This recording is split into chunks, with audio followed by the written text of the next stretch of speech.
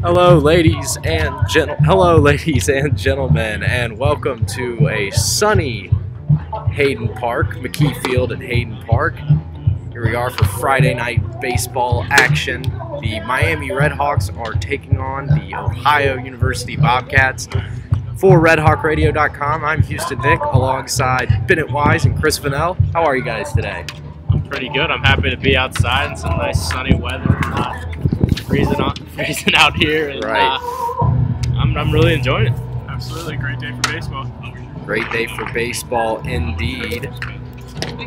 So today, the 23 and 13 Miami RedHawks will be going against the 19 and 21 OU Bobcats.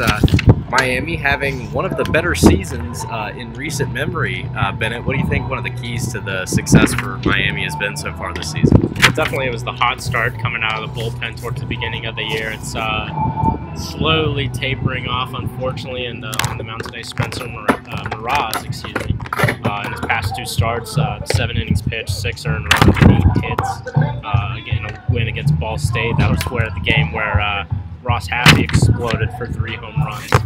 And then in his past loss, it was his first loss of the season to Northern Illinois. He went 3 2/3 innings pitched, giving up 4 runs. So not as much production as Coach Hayden probably hoped, but it's a great time to rebound going against the rival, Ohio University. Absolutely. As Ohio's shortstop, number 1, Trevor Hafner, comes to the plate, batting .255 on the season so far.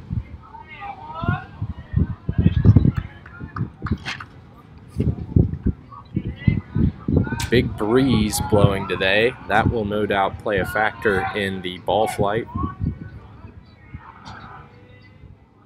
First pitch, rocketed down the left field line past the third baseman Stevens. Hafner's going to get on the board here with the first pitch of the game. He's going to coast into second base with a double, and my goodness, was that absolutely crushed. I don't think Miraz was expecting that. He just threw a 90-mile-an-hour fastball low and in the zone. Hafner able to come around and squeeze that right in between the line and Landon Stevens.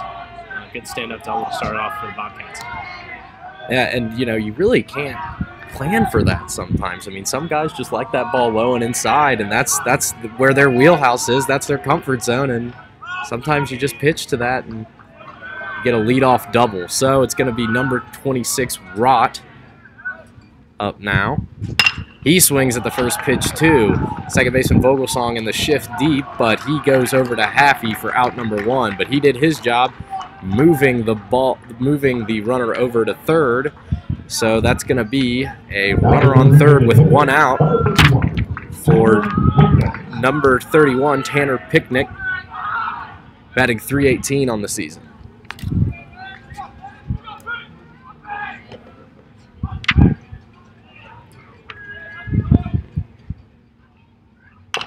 Another first pitch swinging. This time the ball is fouled away, 0-1. Rush changed it up a little bit there after going fastball on the first pitch of the first 2 batters. 81-mile-an-hour breaking ball to start out picking. 0-1 delivery. Swung on and missed. Beautiful pitch. Strike 2 now. Miraz has him in a hole. Runner still looming there on third base, 90 feet away from scoring. Outside, ball 1. Good eye there by Picnic.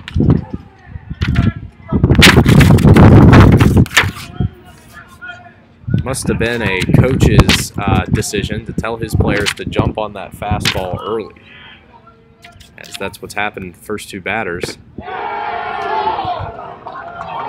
That ball looking like to the Miami bench that it was in the zone. Some audible disagreement with that. However, count will be 2-2. Here's the pitch. Swung on and popped high and not very deep into right. That's going to bloop in, skipping towards the foul line, and that'll bring home the run. Almost a golf swing on that swing by Picnic there. just able to take the ball low in the zone, almost below the zone, and just kind of put it out there in the right field. That ball started to tail off towards the foul ball line with the wind going in from right to left field. Probably kept that one in a little bit. I mean, that was high up there, but good placement and gets OU on the board early. It's going to be number 27, the right fielder, Michael Klein, cleanup batter, hitting .217 thus far this season. Swung on and missed at the first one, 0-1.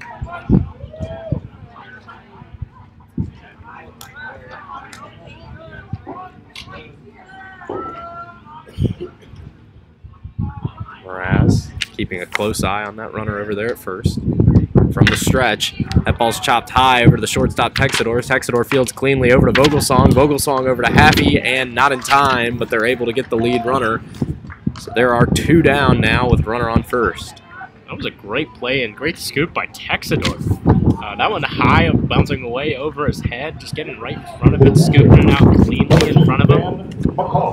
Only able to get 1 out, but still a great play. Still a great play. This turf, this mostly turf field, gets a lot of funky bounces, and Texador's been doing a great job this season defensively of playing the ball and not letting the ball play him.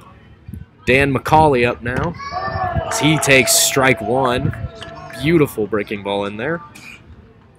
McCauley batting .200 on the season. The catcher.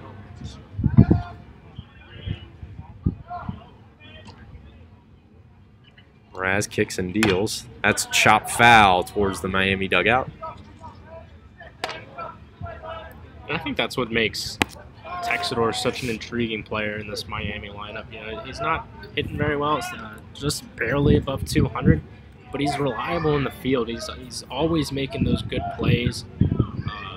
Just, you know, you don't see him make a lot of errors. To put that in perspective, strikes out the final batter there. Texador did not have an error until the 33rd game of Miami's season. Wow. Last week, the first 32 games without an error. Impressive defensive stats, and I mean, even though he's not hitting the ball as well as you'd like from your shortstop position, I mean, how can you replace that defensive prowess? I don't disagree with them keeping him in the lineup day in and day out, because when you have a guy that can field that well, I mean, why would you keep him off the field? To most people, the shortstop is the most important position in the infield. I mean, that's your quote-unquote quarterback out there, so it's definitely important to have a guy like Texador who can just, you know, scoop up any ground ball that comes near him and also just be a leader out there. Absolutely. He is a total gunslinger too. Really strong arm. Not the tallest guy out there, but he still slings it over there. I mean, he's just 5'10", but he definitely makes up for it in the mechanics of his throw. So it's 1 run on 2 hits for the visiting Bobcats in the last opening frame. And the RedHawks are excited to get this one going. It's going to be leading off Dallas Hall, and then Ross Haffey in the second spot. Sanger in the 3-hole. The cleanup batter will be Landon Stevens. The freshman sensation, Parker Massman, batting 5th. Williams batting 6th. Vogelsong batting 7th. Cal Elvers batting 8th. And rounding out the one we were just talking about, Adrian Texador, the shortstop, in the 9-hole. I think there are going to be a lot of hits, not just in this game, but throughout this whole entire series.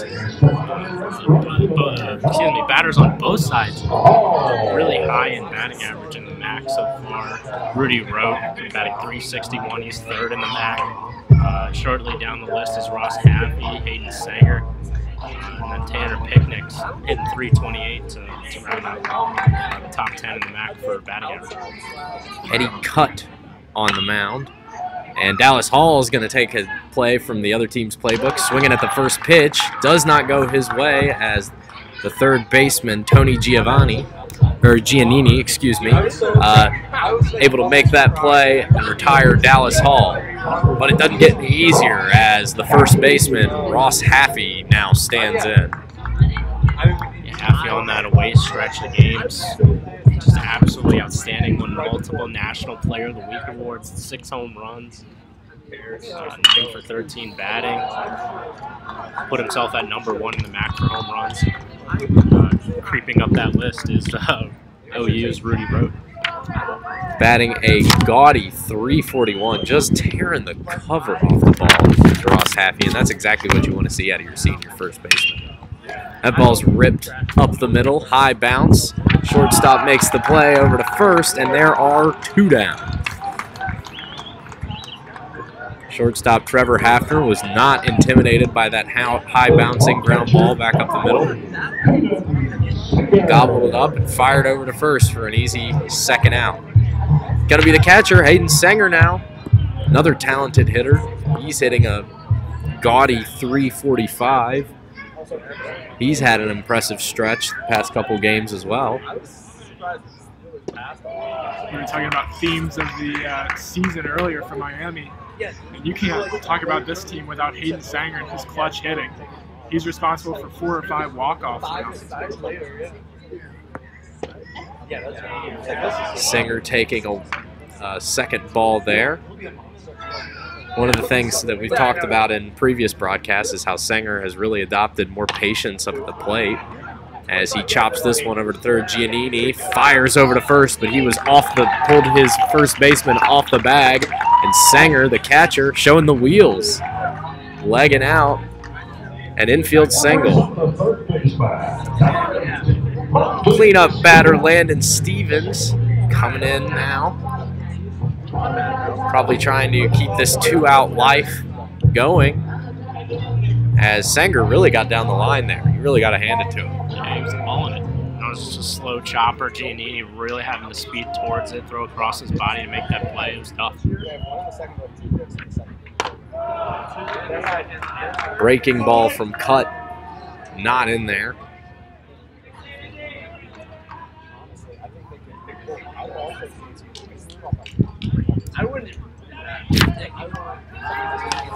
Throws over to first. Got to keep the catcher close. You know, they're notorious for their running ability.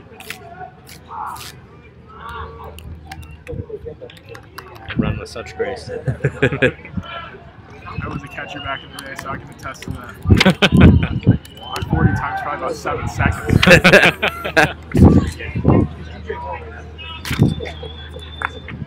Speaking of the 40 time, great time to mention that with the NFL draft.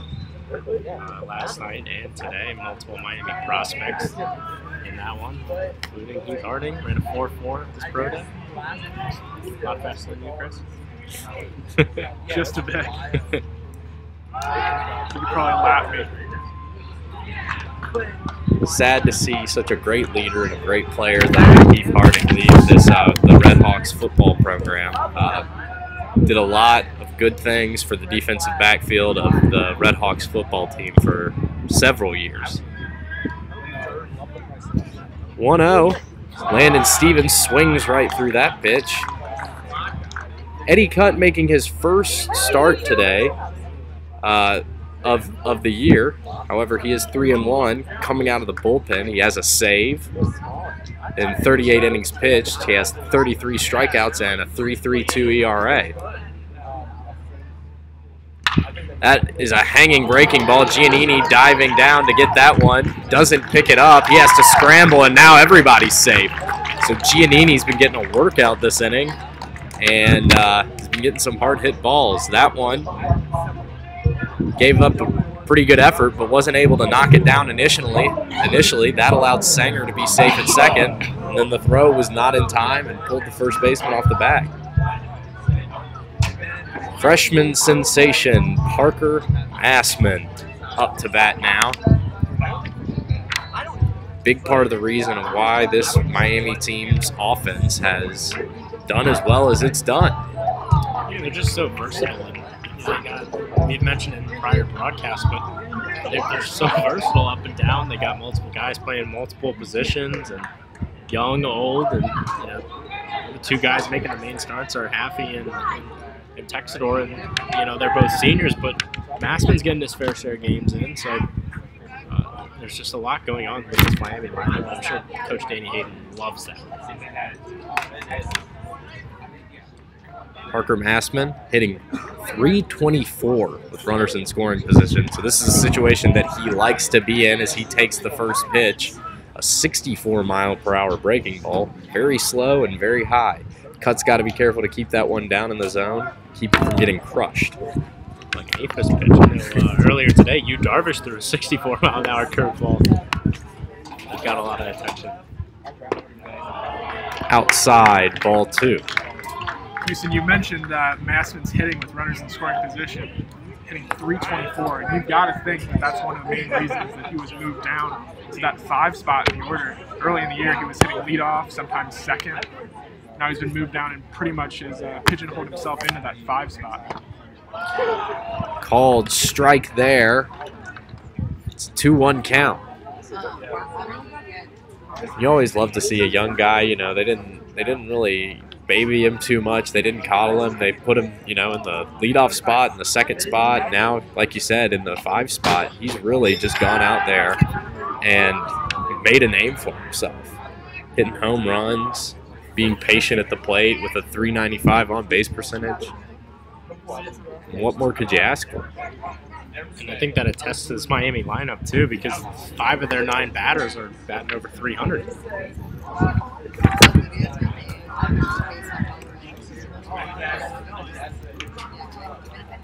2-1 the count.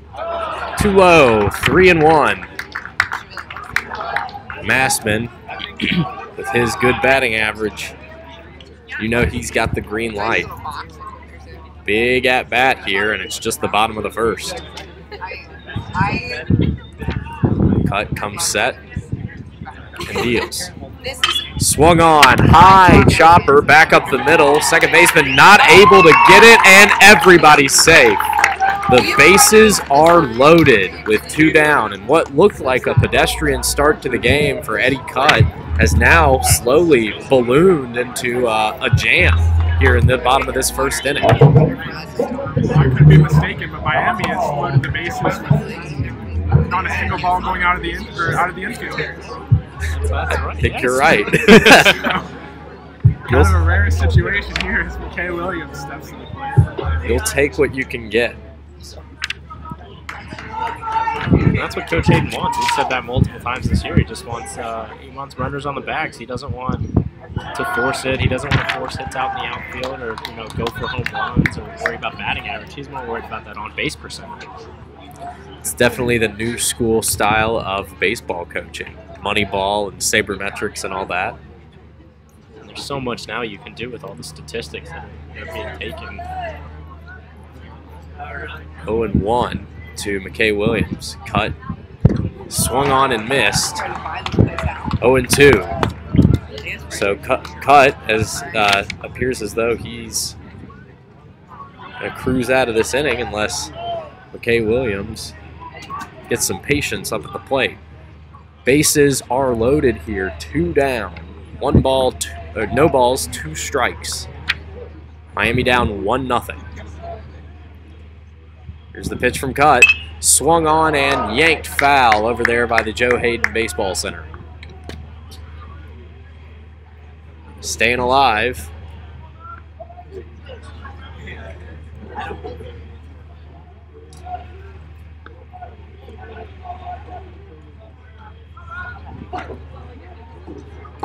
Will Vogelsong on deck.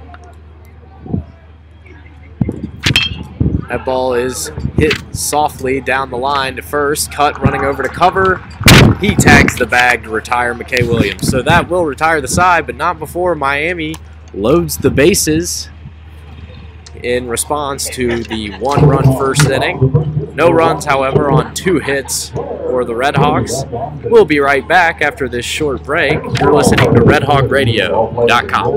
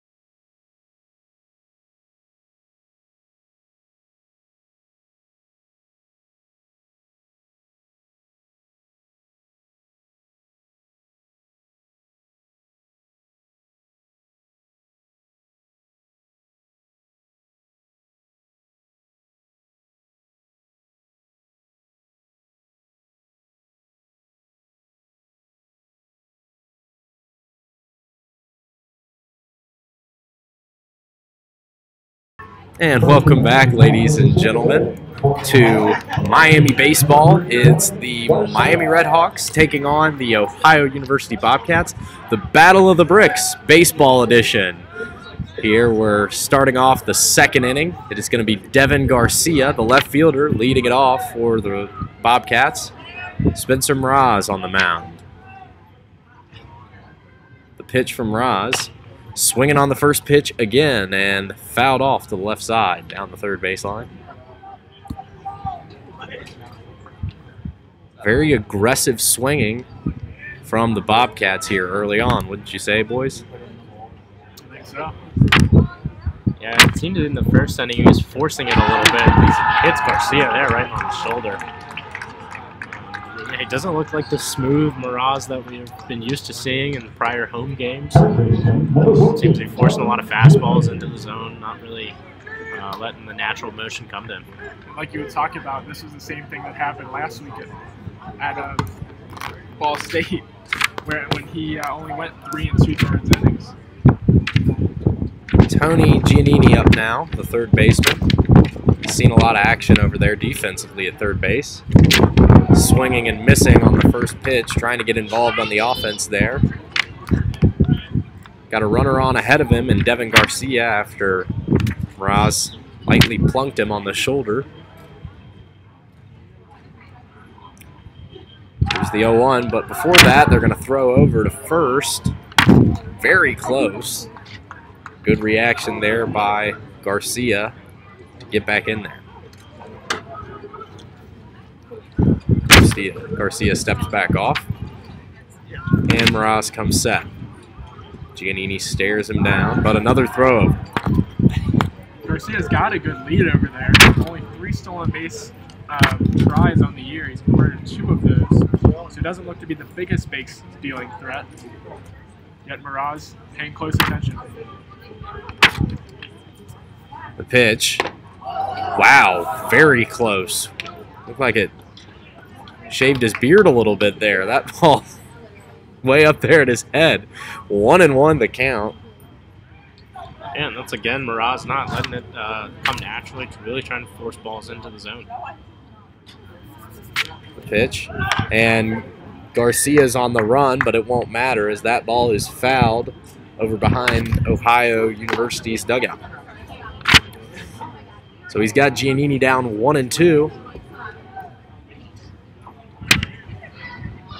Appears as though the hit and run is on.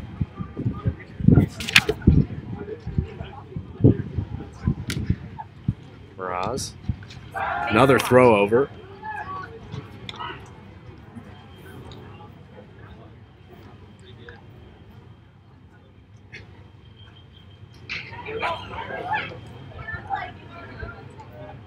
Mraz is set. Garcia with a liberal lead off there at first, and that ball is yanked down the left field line. Very high, very deep, but foul.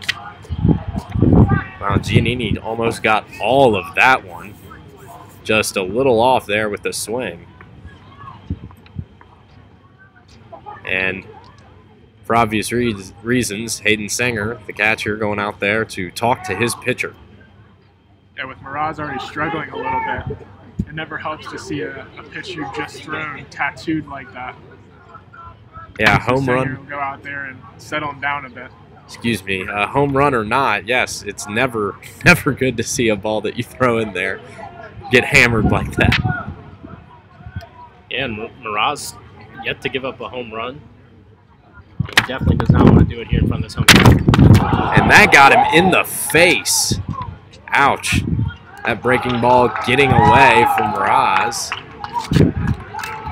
And Giannini's going to take his base. That's the second hit batter in the inning for Mraz, as his second baseman, Will Vogelsong, going out there to pick him up. Hayden Sanger is going to go back out there. Yeah, there's a whole lot of humanity heading to the bullpen right now. I mean, Matt Davis heading out there, pitching coach. I mean, he really needs to set him down. I'm not really sure why Mraz is having this kind of start. This is really uncharacteristic of him. he's been up around the face all inning with a lot of his pitches, and so it looks like he's just not finishing out there. You know, maybe they're just not used to playing in the warm weather. You know, it's been cold for so long. It's like, wait, why am I sweating right now? The hospital play a big part. Yeah, I mean, it definitely is.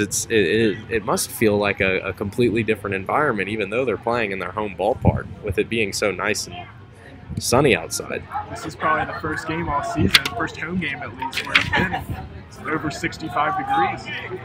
First time it's probably been over 50. Second baseman Aaron Levy up now, squares to bunt. Ross Haffey crashing in, and he fouls that one away.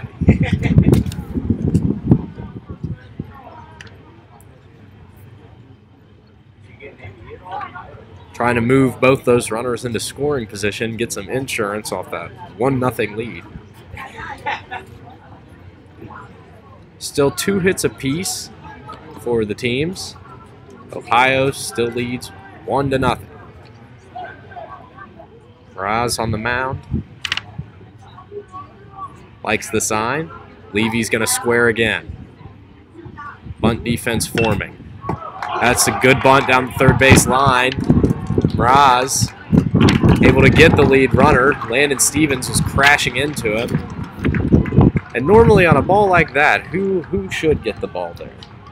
You definitely got to go third baseman. He's charging in.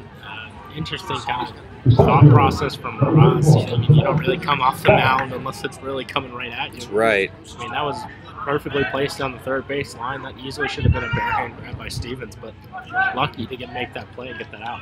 And maybe a little pressure, putting a lot of pressure on himself to correct the situation, get that base runner for Mraz.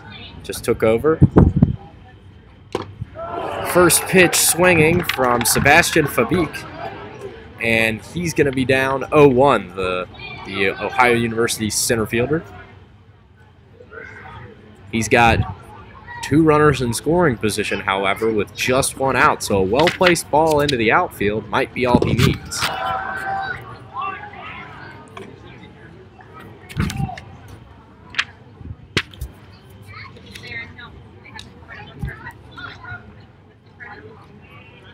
Fabik stands back in there for the 1-1. Here's the pitch. Swung on and popped high and deep, but foul out towards the Farmer School of Business parking.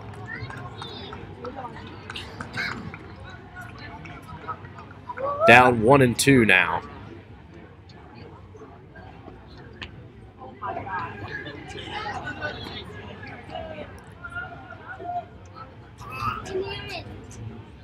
Here's the 1-2 from Mraz. Swung on and missed. And Fabik shaking his head, a slow walk back to the dugout as he is quite upset for going for that pitch up and out of the zone. 91 miles per hour. Yeah, that was almost a give-up pitch. He knew it right away. His back leg kicked out from under him, trying to reach for it. And as soon as that back leg comes out, I mean, that's your plant leg. You know, that's game over. Shortstop Trevor Hafner back in there as the lineup turns over. 1 for 1 today.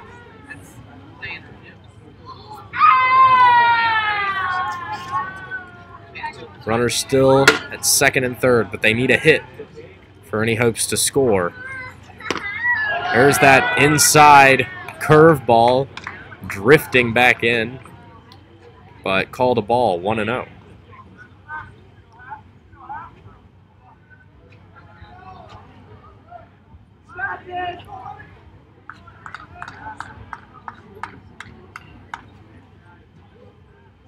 The pitch from Mraz. Taken for strike 2.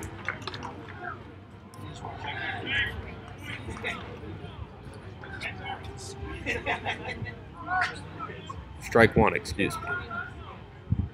They had the scoreboard updated as soon as the umpire pumped his arm. Here's the pitch from Mraz.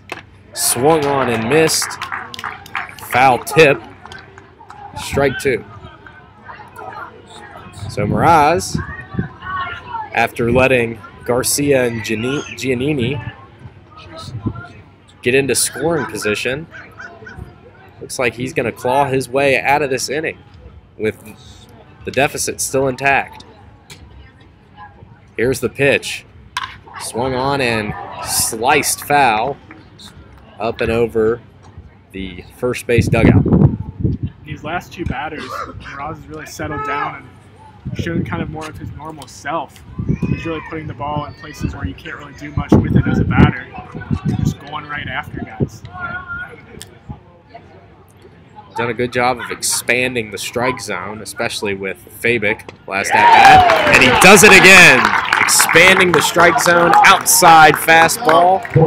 Strikeout, see you later, and that will retire the side. So no runs on no hits, and Miami set to bring the bats out. Leading it off with Will Vogelsong. I think whatever Matt Davis came out and said to Miraz on the mound definitely helped. I'm sure Miraz was working on a lot of mechanics and some other stuff this week with Davis after those the past two starts. So Davis must have just reminded him about actually basics and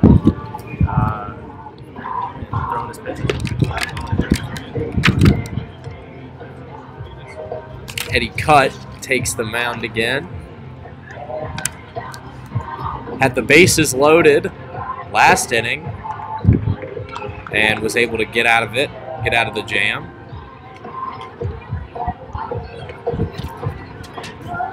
$18 total pitches in the first inning, however. It's a healthy amount of work in your first inning out there. Second baseman number 2, Will Vogelsang, out there now. And starting off the season, he had a very, very high batting average. Seemed as though it was not ever going to come down. It has gone down a little bit. He's still hitting .317, which is nothing to smirk at. But the stat that's jumping out right now, hitting .405 when he's leading off. So this guy's definitely an integral part of your squad, can get base hits. Just need to get some guys on in front of him. Check swing. He went around. It's 0-2 now.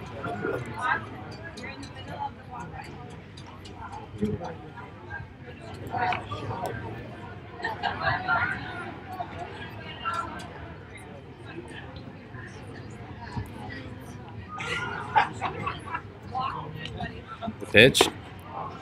Outside. 1-2. Good eye there from Vogelsang.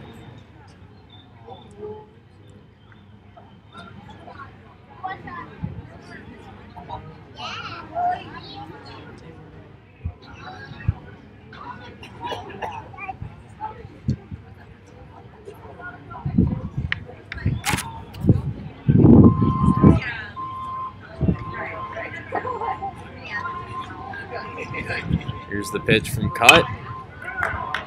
Yanked down the right field line, but foul. Good job to fight that one off from Vogelsang. Count remains at 1-2. That's what's so great about Vogelsang. He's just a fighter. He's always looking to get on base. He's really a contact placement hitter compared to power. However, he did hit a dinger 2 games ago against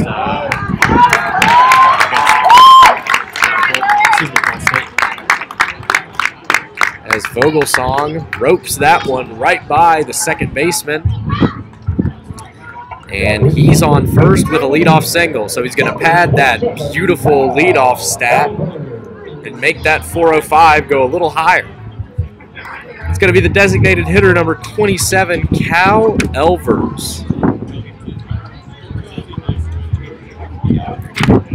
He's filled in a lot of different positions for Miami this year, playing some at catcher, playing in the outfield as well, but today a designated hitter.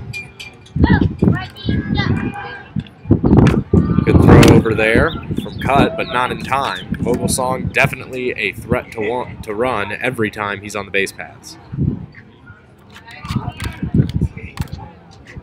Hayden Sayer called Vogelsang the Miami's resident speedster. one of the fastest guys he's ever seen on the baseball field. So, like you said, always a threat. And as a catcher, you know he's seen his fair share of fast guys on the base paths that he's had to throw and get out. It's probably a nightmare to defend against in practice. Yeah, Vogelsang actually tied for 4th in MAC, in the Mid-American Conference with 11 stolen bases. And Cut and the Ohio University coaching staff seem to know that, as they are throwing over a couple times with him for the first time on the base paths. Elvers yanks that one down the third baseline, but it's gobbled up by Giannini. Giannini over to second, back to first, and that will be a double play. Great stop by Giannini down there. There's a reason they call third base the hot corner, and that one was just absolutely smoked by Elvers. One hopper, and he was able to corral it, throw to second, and start that double play. Great concentration and even better placement. He was standing right in defending in the right spot to be able to make that play on it. Yeah, that was just a textbook 5-4-3 double play. You know, if you're hugging the line or a little off the bag, you're not going to be able to make that play as easily as he did. As that ball's yanked past second base, Adrian Texidor, who we kind of critiqued for not hitting the ball consistently, just got a base hit his first at-bat. Hitting 204 with a 357 on-base percentage, so he can, as we were talking about, he's able to take some walks and get on base with means other than putting bat on ball. That's something you always love to see. He probably heard our criticism and wanted to get on base just to show us. Absolutely. Now that he is on base, he's a speedster as well. 10 stolen bases on the year. Presents a threat for Cut. Cut throwing over, just as you say so. With Dallas Hall back in the lineup, back in the batter's box. Top of the lineup, turning over again. Hall hitting 265 on the year. He's 0 for 1 today. Hall ready. And he takes strike one. Hall struggled recently. Just a week and a half ago, he was up close to 300 with his batting average. Now he is 0 for his last 7 at the plate. 0 for 6 in Miami's contest on Wednesday. Cut deals the 0-1, swung on and missed. Strike two. So Hall in a hole now.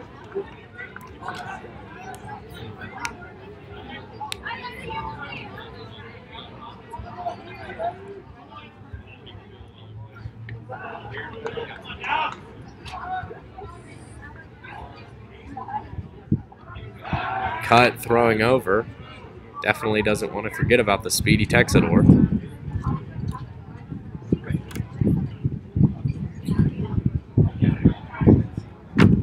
On deck is Ross Haffey. You know he wants to get a plate appearance in this inning. Time called. And like we've also stated in previous broadcasts, Hall has changed up his stance quite a bit this year. Now it looks like he's changed it even more, leaning back and kind of tilting his front foot towards the pitcher, his front heel, on an unorthodox look. And does not prove to be fruitful for the second time around today. Hall swings and misses, and that will retire the side for Miami. So, no runs on 2 hits for Miami. They are still down 1-0. We'll be right back after this short break. You're listening to Miami Baseball on RedHawkRadio.com. Your last name's pronounced Vanel, right? Yeah, okay. you're good. I was making sure. I thought I had heard it that way. That just occurred to you now. Yeah, I just thought about that. I was like, wait, did I? Because I remember I called Steve Perkins. I called him Scott in a game one time because that's what his emails say. Right. Is Scott. And so I was like, oh my God, your name's Steve, right? And he's like, yeah, but my Miami email just always says Scott. Which is weird, but yeah, you know, I did the same thing with him. Like I called him Scott and then didn't say anything and then waited and then was like, oh wait. No, you're good.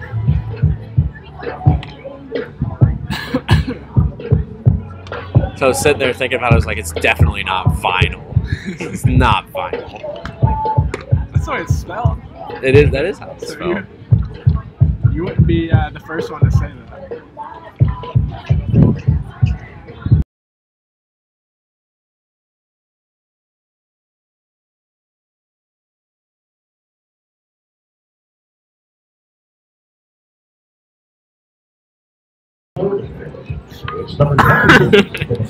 Unfortunately. So not something we should talk about, I guess.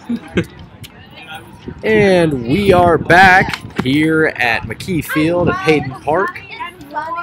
Miami RedHawks down 1-0 to the Ohio University Bobcats. Hayden Sanger having a quick chat out there with Spencer Mraz, who struggled a little bit in the first inning and a little bit in the second, but has been able to settle down since then. That ball bounces to the plate. 1-0 to Rudy Rote, the first baseman. He is absolutely scorching hot, 364 batting average, as he yanks this one high and deep into right center field. That is off the top of the wall. Dallas Hall with a quick throw in there, but it's not going to matter as Rote is in there with a stand-up double to lead off the inning. This one looking a lot like the first inning, with Hafner leading off with a double. And with that double, Rudy Rote now tying Hayden Sanger of Miami with the most doubles in the MAC at 14. That hit is just another example of Mraz not getting, or the Bobcats not letting Mraz get comfortable out there. I mean, at the start of every inning, they're just getting guys on base and putting pressure on him right away. Swinging early and swinging often. Yeah, it's definitely demoralizing for a pitcher. Every time you throw it up, it's getting crushed. That one's too low to Tanner Picnic, the designated hitter.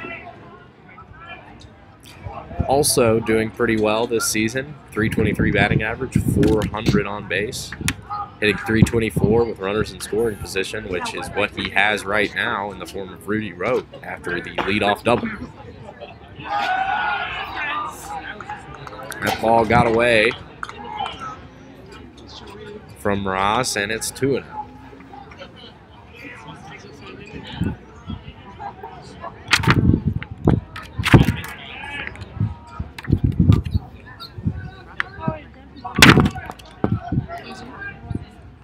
Picnic with the hitter's count.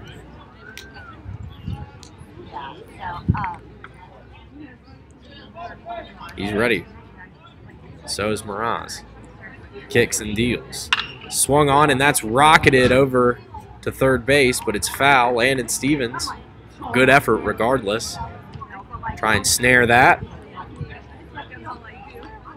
Picnic now has a strike on him. It's 2-1. Rote out there at first.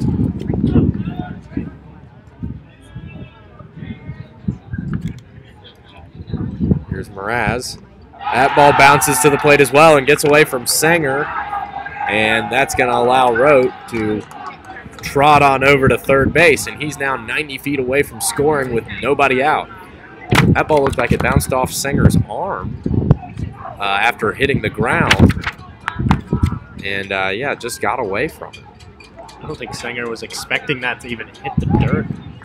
It'll be interesting at this point with Mraz. His command isn't looking great. His control is a little off. He almost drilled Picnic there.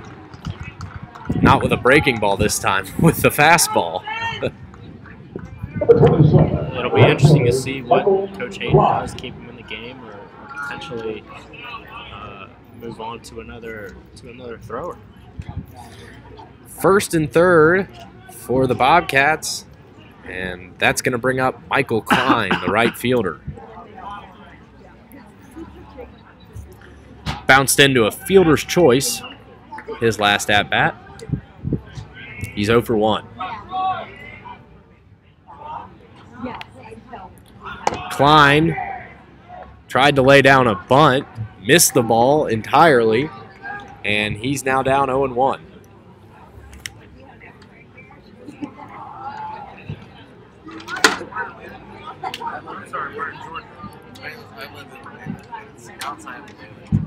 Here's the 0-1 from Ross. Klein wanted that one real bad. Saw the fastball, took a big hack at it, but missed it. 0-2.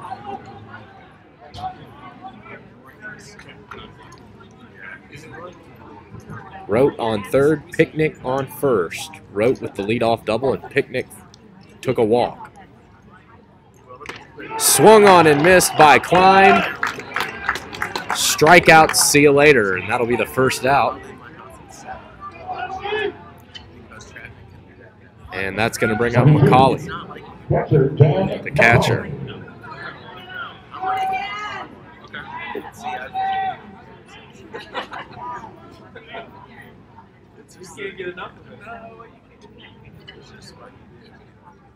Infield in double play formation as McCauley tries to lay a bunt down, doesn't get it. Runner coming home, and he's out. So the ball gets away from Sanger. Mraz, with no hesitation, runs over to the plate, makes the grab, puts the tag down, and keeps this lead at 1-0. Wow, what a play, guys. And Root should have been safe all the way. He actually hesitated once that ball got by Sanger. He was kind of taking a big lead on the pitch, hoping for the bunt. And once he saw that his hitter missed the pitch, I mean, he started retreating, giving Sanger that extra time to get the ball and throw it on to Mraz. So that's got to be a confidence builder there for Mraz. They get rid of the runner at third. Runner still on second, however, but there are 2 outs. Dan McCauley, the catcher, is up 2-0. He's got a hitter's count. Ross with a quick check over there at second. And it's 3-0. The count.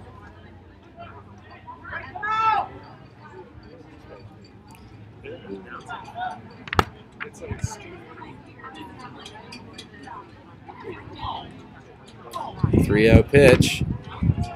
Didn't get the call, so that's going to put runners at first and second. McCauley takes the walk, and that's going to bring up Devin Garcia again.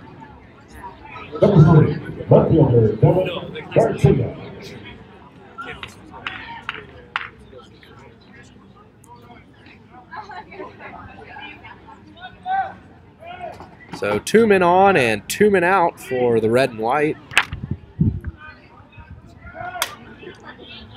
Trying to get out of this inning. Slapped over to third. Stevens keeps it fair, taps third base bag to retire the side.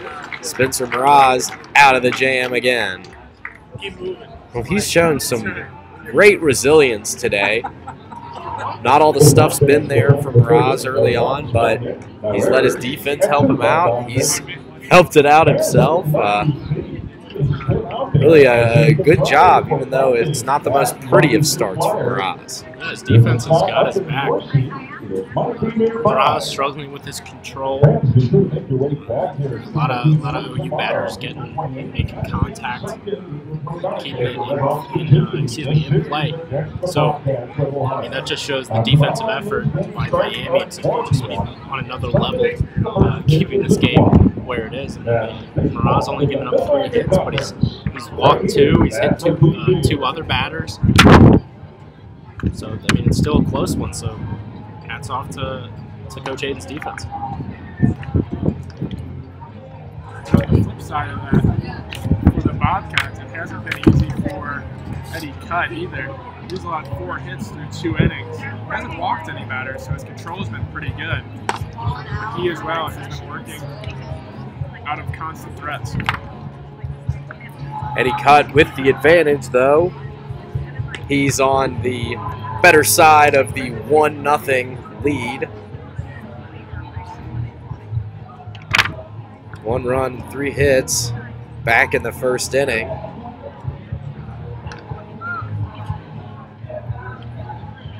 But like we've said, Mraz has been able to keep the lead from compounding. And Cut has no easy task in his first batter, as it's going to be big Ross Haffey leading it off. He's 0 for 1 today. Grounded out. Grounded out in his first plate appearance.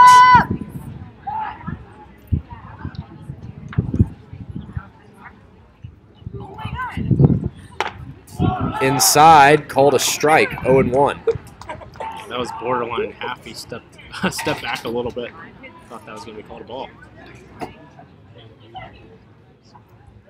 Here's Cut's second pitch. And that's yanked right by Giannini at third base. A diving Giannini was not able to knock that down.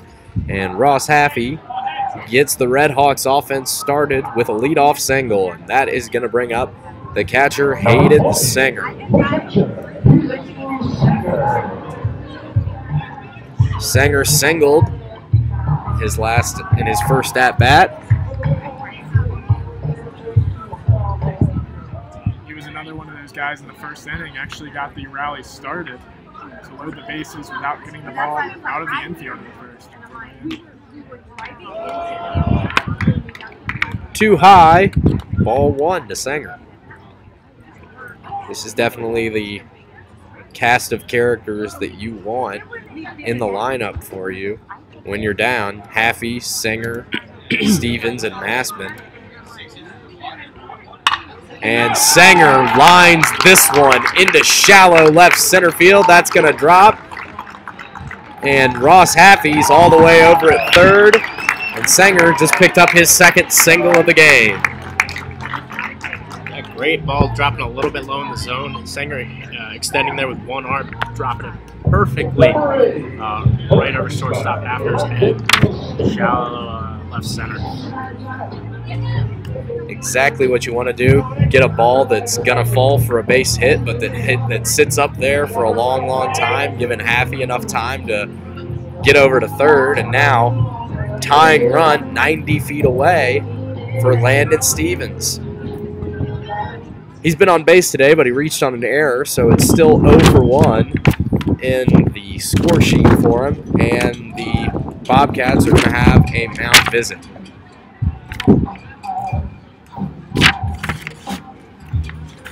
You're the Bobcats, you have to be game planning. Landon Stevens is top for the team lead. Miami's team lead in RBIs. He's got 2 ducks on the pond. Ross Haffey. Yeah, this is his first situation for Cut with a real runner threatening to score home. Anything else?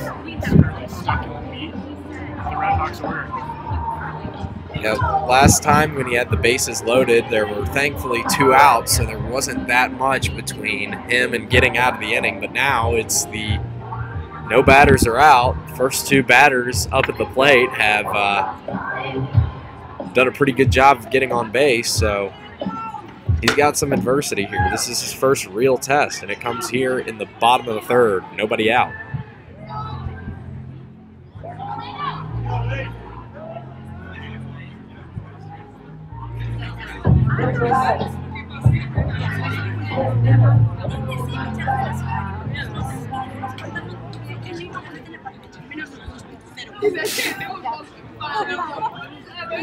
Landon Stevens brings a .300 batting average to play today. .425 with runners in scoring position. And he rips that one into left field. Garcia was playing back. Garcia has trouble with the ball out there left. Can't even find it after dropping it.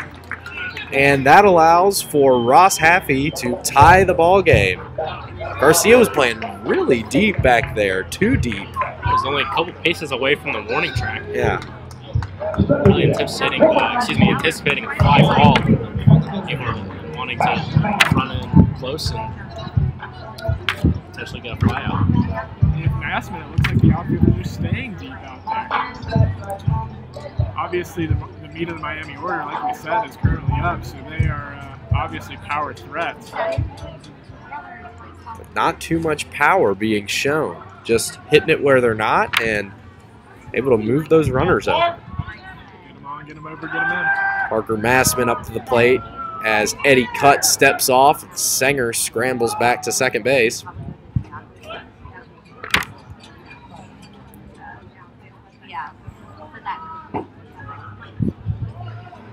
Massman's 1 for 1 today. He singled back in the first. Massman actually has a unique tie to the Ohio Bobcats. His former high school teammate is currently manning third base for the Bobcats. He and Giannini were high school teammates at Carmel High School in Carmel, Indiana. Giannini was a senior, and Massman was a freshman. Now both playing D1 ball. Yeah, it's always fun to play against a high school teammate, especially at the next level. You'll chop that one right at him. Massman, however, a little cheeky running down the first baseline, able to beat out his buddy's double play opportunity, his former teammate's double play opportunity. So Massman showing the legs. Right on cue. Still only 1 out, though. It's going to be the left fielder, McKay Williams, up now. He's 0 for 1 today. Struck out in his last plate appearance.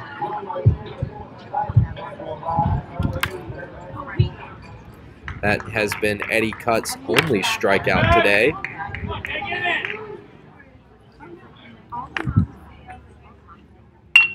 And McKay Williams going to lay down the bunt. It's going to skip past Cutt, and nobody's going to be able to get it. And everybody's safe. Hayden Sanger coming home to score. What a call from Danny Hayden down at third base. McKay Williams just kind of bunked out into no man's land down the first base line. Both the first and second baseman playing back. And McKay was just able to beat it out. All runners were safe on the plate, and the run scored. I mean, you got to really hand it to Williams right there. I mean, that bunt had just enough gas on it to where it skipped right past Cutt as he was going over to scoop it up and make the play. And then all of a sudden, both the first baseman and second baseman are left to make a split-second decision of who's going to grab it. And by that point, McKay Williams had already stepped on the bag. So a great bunt for the RedHawks. Like you said, Chris, a great call by Hayden. It's going to be Vogelsong up now. He squares up to bunt. Throw down to third as Massman runs down. And he's in there safe. Another great call by Coach Hayden. The third baseman, Giannini, playing in front of the bag and had to retreat to field that throwdown. And Giannini unable to get out his former teammate. But still, great running. Massman, good awareness to keep his foot on the back, almost slid all the way through. Yeah, Danny Hayden's just picking this Ohio team apart, finding every little imperfection and just attacking it. Vogelsong on a bunt now. This one's high up over to Rote. Rote makes the tag. And there's 2 men out, but Massman scores. And now the RedHawks have a 2-run lead. Here it's 3-1. It's 3-1 here at the bottom of the third. Back-to-back RBI punts. That one a sack by Vogelsong. Back-to-back RBI bunts. That's a phrase that you're not going to hear very often in baseball. Especially in today's game where everybody's concerned with launch angle and the StatCast tape measure home runs. Should dig the long ball, but the small ball might be the way to go for the RedHawks today. It's going to be Cal Elvers up now. He's got a runner in scoring position here with 2 outs. Just a bit high there from Cutt. And it's going to be 1-0.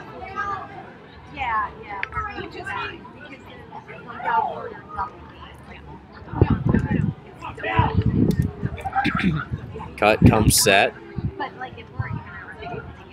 Williams takes his lead. Swung on and pop foul behind home plate.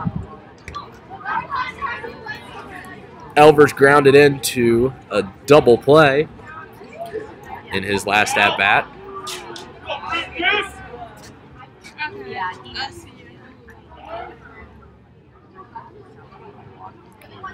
One and one, the count.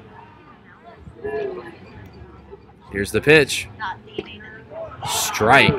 Good pitch there. Off speed from Cut. And it's 1-2.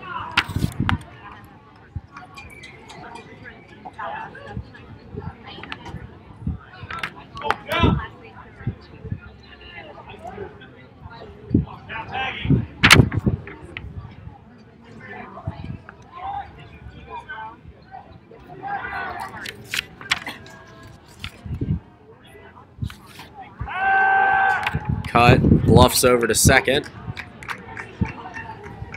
Williams not fooled by that one.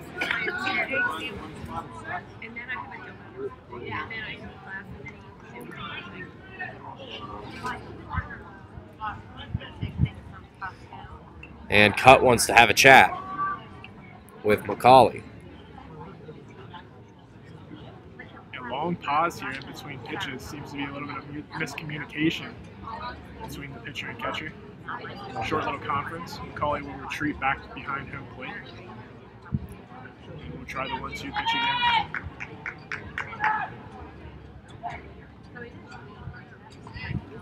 again. Cut, got to be reeling after all the small ball runs have piled on. Now he lost the lead in the blink of an eye. Inside, good pitch, but too far inside. 2-2.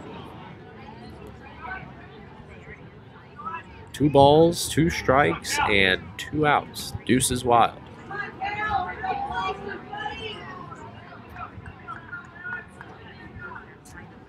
Here's the pitch.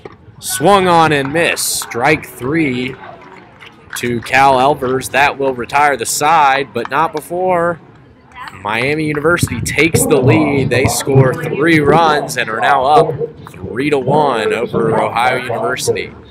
Ohio University to grab the bats and hit in this next inning, but we'll be right back after this short break. You're listening to Red Hawk Baseball on RedHawkRadio.com.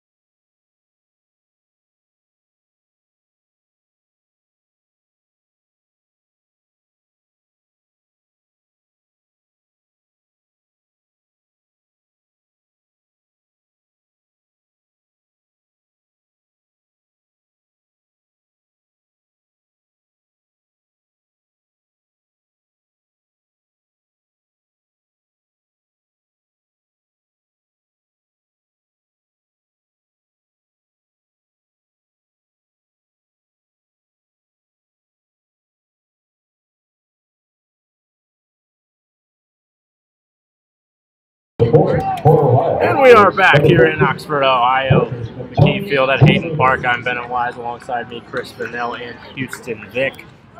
And Tony Giannini will step into the batter's box. Miami leading the way 3-1 in the top of the 4th. Spencer Mraz on the mound. His pitch to Giannini low and in the dirt. Ball 1.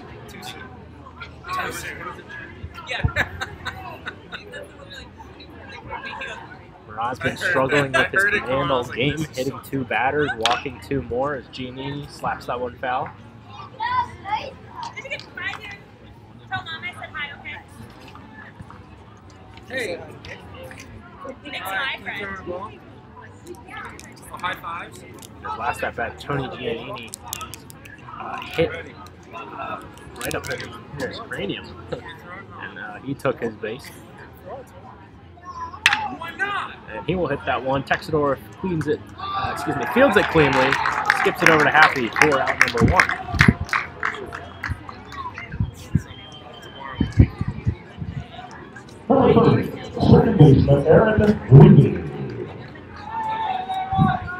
That'll bring up Aaron Levy, second baseman. A sacrifice fly ball, scoring OU's only run.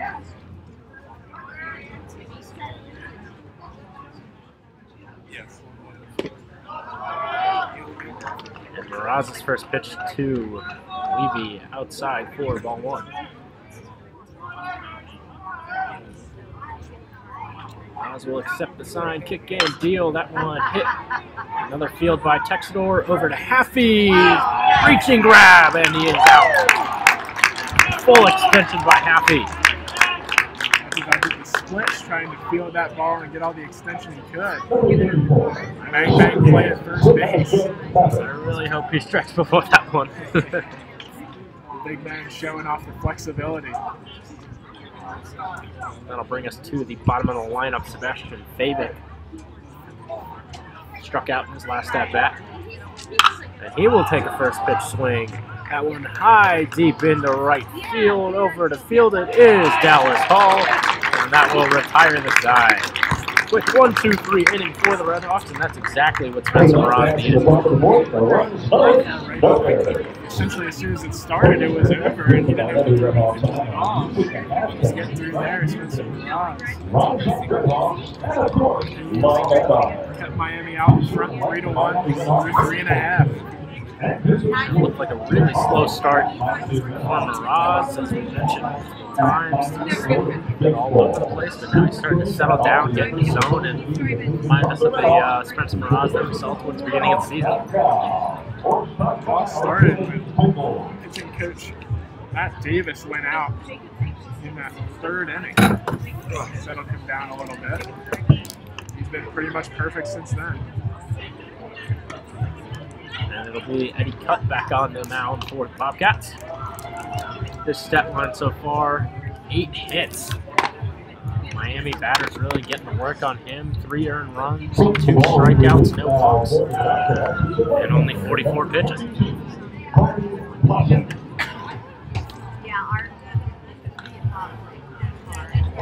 said no walks. Control's been pretty good for Cutt all day long. Miami hitter, she's able to get the bat around. It's actually going to be a pitching change. It'll be Corey Blessing, number 22, the senior right-handed pitcher. 3.53 ERA. 35 innings pitched, 29 hits given up, 14 earned runs, 16 walks, 28 strikeouts. 16 walks in 35 innings, that's a pretty good ratio. That's about what you want. And so, as we just discussed, Cutt, starter for OU, pretty good control. First guy out of the bullpen, Corey Blessing, also possesses that same above average control. Blessing is a decorated player. Has received Academic All-MAC honors, earned Dean's List honors, so a dedicated student, as well as a pretty good pitcher for this Bobcats team. A member of that championship team last season. And that'll be number 11, Adrian Texador, the senior from Puerto Rico. And he will step into the left side of the batter's box against Corey Blessing. Blessing's first pitch. Breaking ball in there, strike 1. Beautiful breaking ball down in the zone by Blessing. It definitely throws you off as a hitter when the first pitch that you see is that great breaking ball. Texador won't swing that ball inside to even up the count.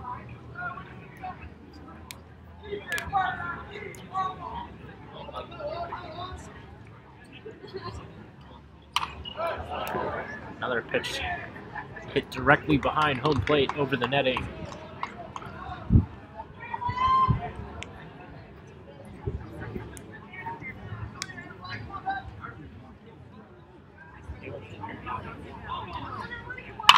Another pitch there. Texador hits that one shallow right center. Over is Fabic to make the out.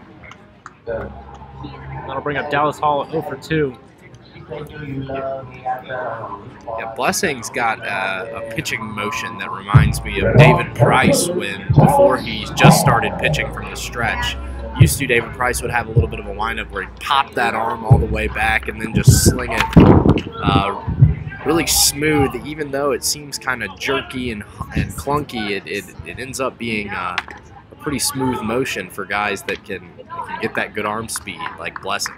Yeah, and it's tough to see that out of his hand, whether it's going to be a breaking ball. It's a split-second reaction because you can't really see that ball until it's at the top of its, until he's right about to release it, actually. He'll get another strike on Hall. Seems like his fastball and his curveball both come from a similar arm angle as well, so again, well hidden. That'll be throwing some gas by Corey Blessing, getting Dallas Hall to swing and miss. It'll be a second strikeout for Dallas Hall.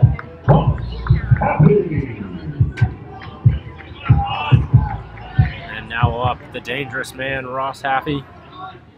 1 for 2, got a single in his last at-bat.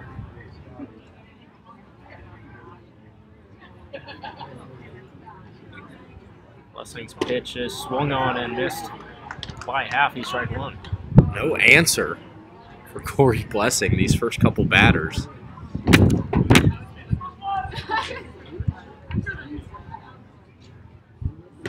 That one low and outside, almost hit Haffey in the knee.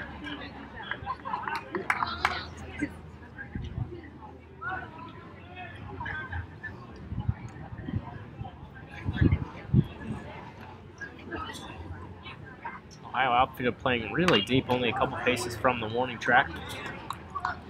Outfield slap another one foul. 1-2 count. This is what was their Achilles heel the last time they faced the meat of the Miami order. They played too deep and just let those sinking line drives just fall right in front of them.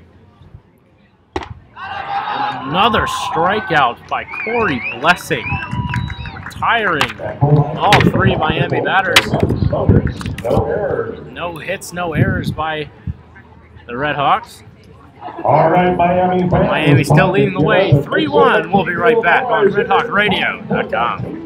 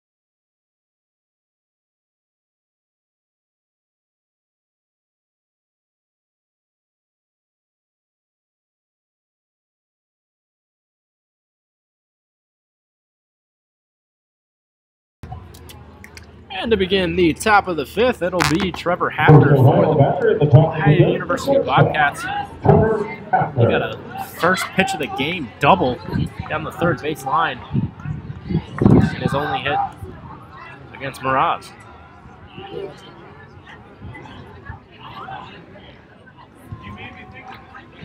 Gotta hand it to Miraz after that first inning run that he let up.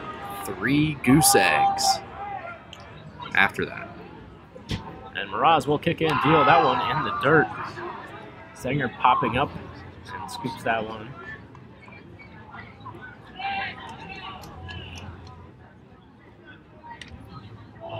Miraz showing flashes of greatness, but then still struggling to find the zone in some.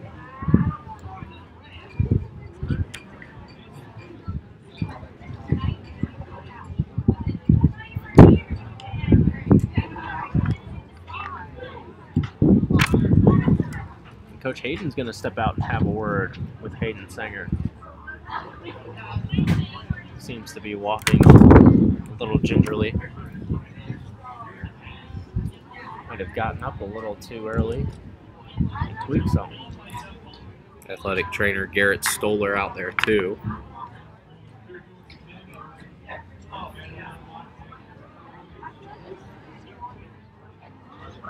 Yeah, Sanger seemed to crack a joke as Coach Hayden and the athletic training staff walked back to the bench smiling.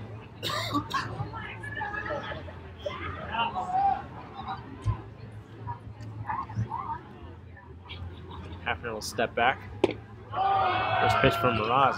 92-mile-an-hour fastball low and away.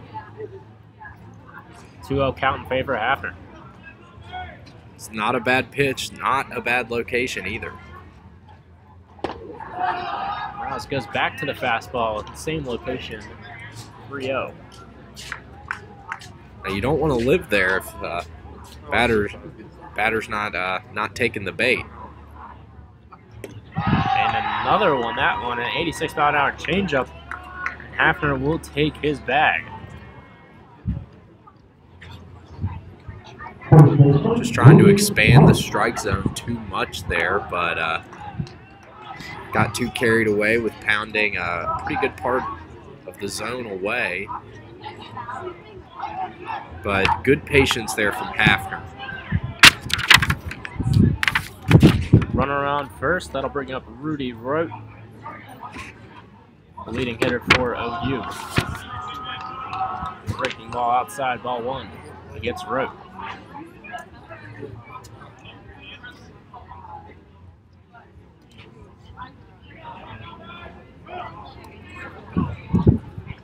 Miraz will throw over to Hafner at first, but he will be safe on that check down. Actually, they're going to call a balk on Miraz. That's what I thought. He might have not come completely set.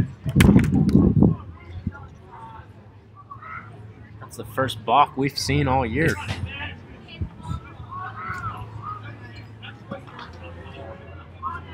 And I've seen a lot of times throughout, at all levels of the game, where guys have probably balked, but it's usually it varies on the umpire on how strict they are with those calls. Miraz comes back. That one, a nice grounder towards Happy, and he will tap the first base pillow for out number one. Good play by Haffey, staying low. Good inning. Playing the bounce very well. Yeah. I'll bring up Tanner Picnic. Designated hitter, 1-for-1. Had that RBI single that scored Trevor Hafner in the first. And his first pitch will be fouled off behind the OU dugout.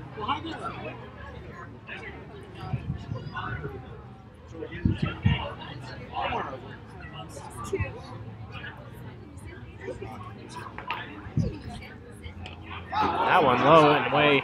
And Dirk Sanger having to sprawl for it, ripping off his mask, but Trevor Hafner will stay on the bag at third. Mixing up his pitches quite well. That one, a fastball, looked to be a strike. Home plate umpire Wayne Kraus says no. That'll even the count at 2 apiece.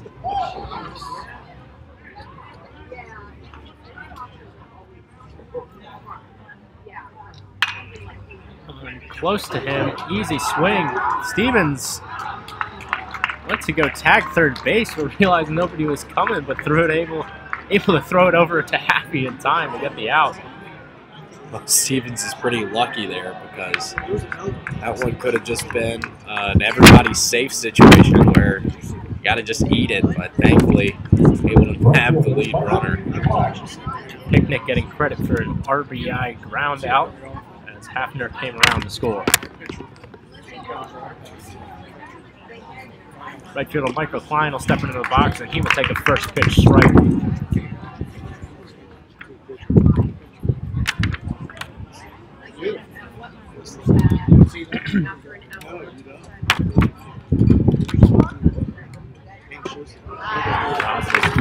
Fastball again. Getting that low corner for strike 2.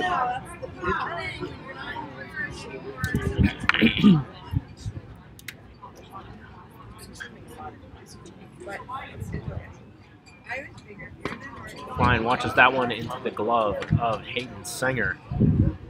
High and outside.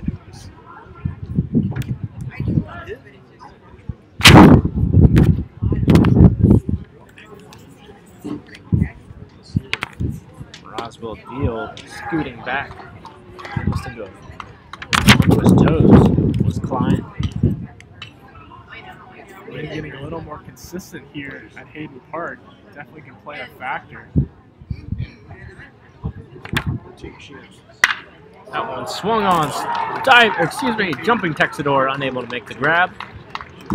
And Klein will get a single into left. Well, he got up there though, didn't he? He climbed the ladder and just wasn't able to get it, just missing out by a matter of inches. Catching that baseball. Needs a bigger glove. Those old softball gloves that block the sun. And now Dan McCauley, the freshman from Pittsburgh, Pennsylvania, unable to get on base, and he takes first pitch high, eaten to right center. Calling off Massman is Dallas Hall to make the third out. Ohio getting 1 run back on the board. 2 runs on 4 hits for OU. With Miami still leading the way 3-2 and double the amount of hits as Ohio with 8.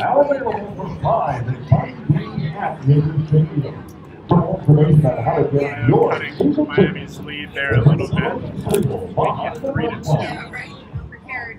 With the meat of the order for Miami still coming up, Hayden Sanger, the leadoff batter for the Yankees.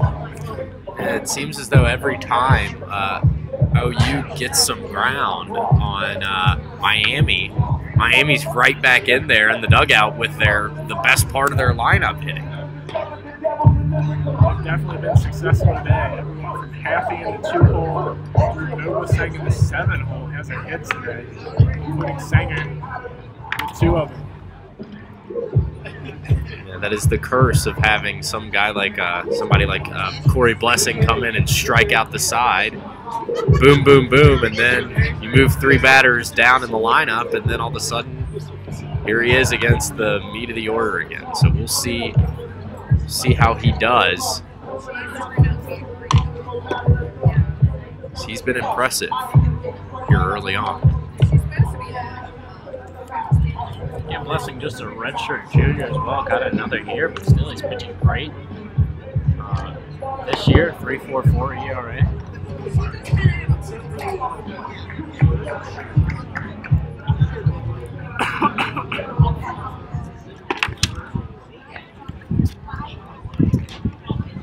And as OU throws that ball down to second, that means Sanger can step into the box as we begin the bottom of the 5th. Miami leading the way, 3-2. Sanger now leading Miami in batting average, hitting .356. He's trailing Ross Haffey for most of the season. Just recently jumped into the lead. Sanger all year, that's what he's been focusing on with hitting coach Justin Dedman. Working on his technique, and it's really paid off. What a great effort by Dedman here in just his first season. This season, he has helped turn this team around, a team that only had 13 wins in total last season. And Sanger will hit that one down the first base line, tailing towards the parking lot as he is down 1-2 in the count. Excuse me, a team that only had 22 wins last season altogether. If Miami wins today, they'll match their last season total. Sanger will slap that one foul again into the protective netting behind the OU dugout.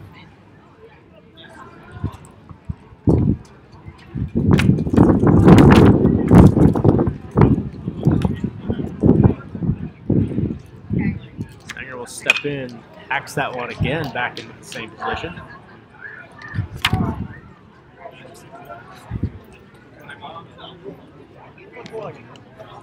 Another resilient at bat by the Miami RedHawks.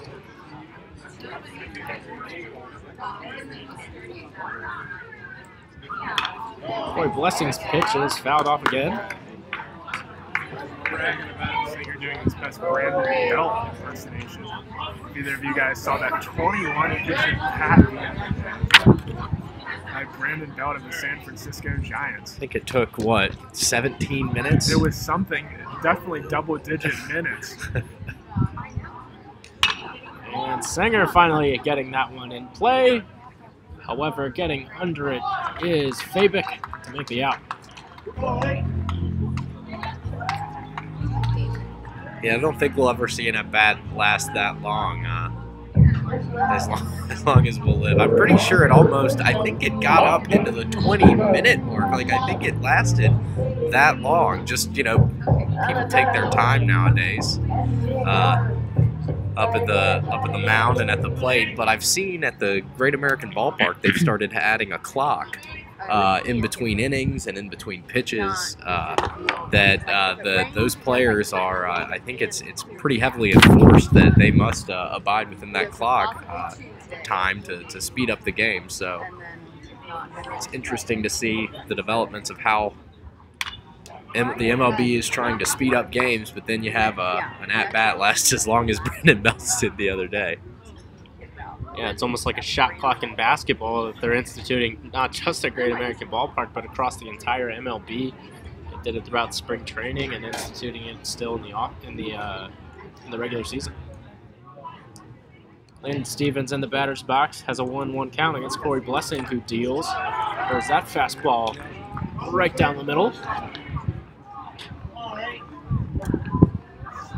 No time restrictions college baseball as of yet, but Miami's last game, they're no stranger to long games. Their last game went almost 5 hours, counting a 35-minute rain delay, their last home game tonight.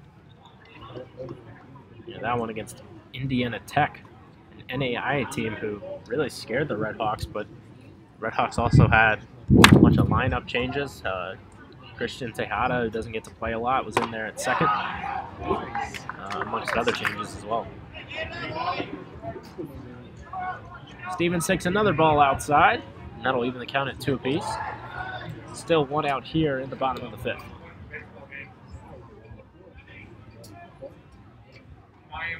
Boy, Blessing will kick and deal. Another one ringing Stevens up. Corey Blessing, 3 strikeouts through a 1 2/3 inning.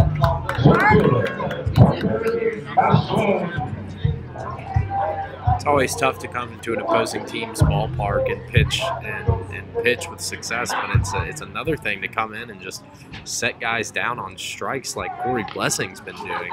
Phenomenal effort by this young man out on the mound today. Blessing against Massman now. That one fouled off right into the mask of the umpire. Shakes that one off. It's an 87-mile-an-hour fastball on the gun there. He's not overpowering. He doesn't bring, you know, a 98-mile-an-hour fastball or anything, but it's definitely working today. He's been able to control what he's got, and baffling the Miami hitters. Working that curveball in there as well. Yeah, that one got the top. Excuse me, did not get the top of the zone. Massman will have a 1-1 count. Got to be careful about leaving curveballs up to Parker Massman. Going back to the curveball again is Blessing. That one right down the middle, as Massman didn't even take a hack at it. Blessing looks like he likes to get ahead using that breaking ball and then come back with the fastball later in the at-bat. Big aggressive swing by Massman, tip foul into protect the netting behind home plate. That was an 88-mile-an-hour fastball again with 2 strikes. We'll see if he changes up Massman here.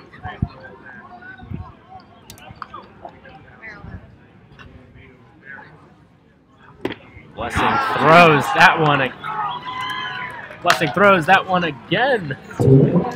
Striking out another batter. That is Massman. Corey Blessing throwing a gem coming in relief. For cut. That'll do it for the bottom of the 5th. We'll be right back at the top of the 6th. After this, you're listening to Miami Baseball on RedHawkRadio.com.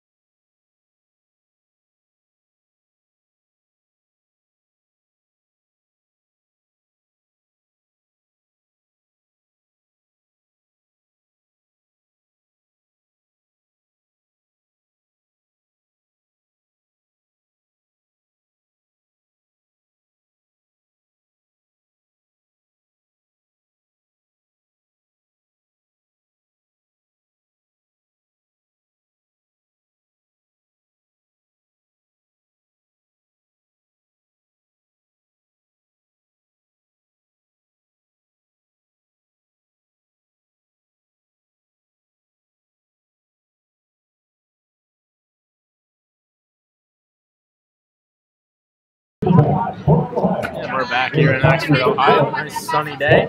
Not a cloud in the sky. Wind coming from right to left. Swirling at about 10 miles an hour. We start off top of the 6th. It will be Devin Garcia, the left fielder. He was hit by a pitch in his first at bat. He grounded out to a fielder's choice. First pitch from Mraz, low, reserved for ball 1. Mraz,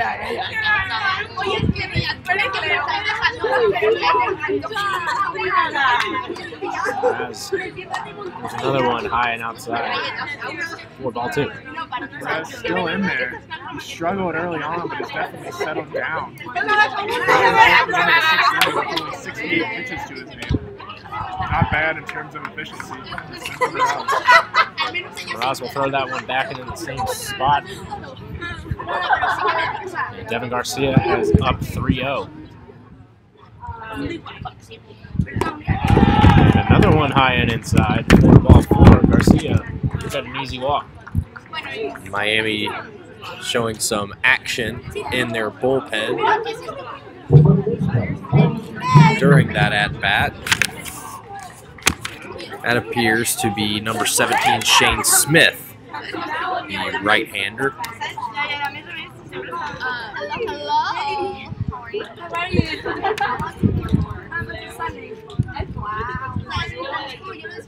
Tony Giannini will take his first pitch from Mraz. It's a changeup right down the middle.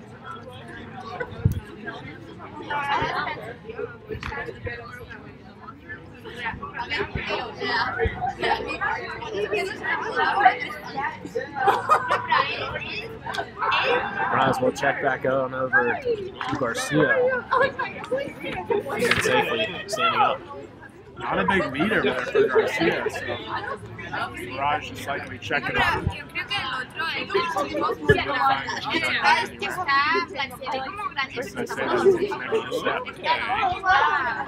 Mirage will throw again. That one behind the head of Giannini. Giannini asking the umpire if that could have been a target. Giannini's gotten hit. I think he was the guy that got smoked in the face earlier in the game. Thank goodness it was just a breaking ball. As Giannini will lay down a bunt. What? That'll be called foul. fastball to the chin causes you to have the Giancarlo Stanton mouth cover on your batting helmet. A lot of batters have started adopting that. Dansby Swanson, one of them as well. It's a dangerous, and now it's becoming more of an issue throughout the entire MLB. Players not liking one another, and Giannini will hit that one deep in the left field, getting under Chris K. Williams. That'll be the first out for Miami in the top of the 6th. It's a great play by McKay Williams to go track that ball down. Running into the sun. No problem for him, though. So he was able to camp under that and grab that for the first out. Left-handed batter Aaron Levy gets set. Miraz will accept the sign from catcher Hayden Sanger. And that pitch. Right outside, ball 1.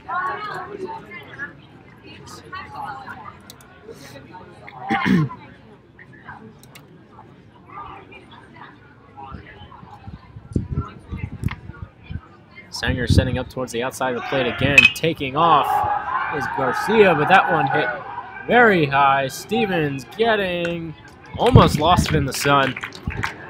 That one was caught. Stevens probably regretting his choice of no sunglasses on today. Looking straight into the sun for multiple seconds as that was a towering pop fly. Yep, that powerful Midwest sunset getting throughout all of the field, making it difficult for the outfield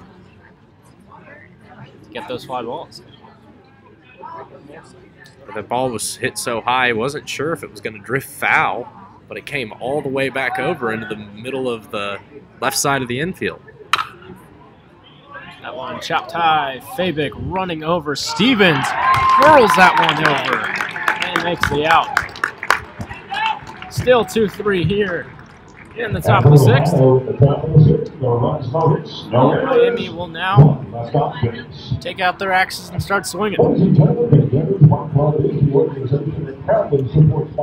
Leading off will be McKay Williams, followed by Vogelsang and Elders. Excuse me, Elvers, not Elders. For more information on Jonathan RedHawk,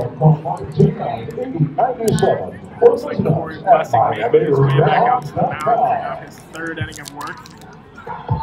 He's done a great job of keeping Miami's order in check thus far. Yeah, let the big guy eat. I mean, if he's got the hot arm, don't mess with the success. I mean, this guy could clearly, if he keeps pitching the way he's pitching, finish out this game for the Bobcats and probably even end up in the win column for him if his offense helps him out.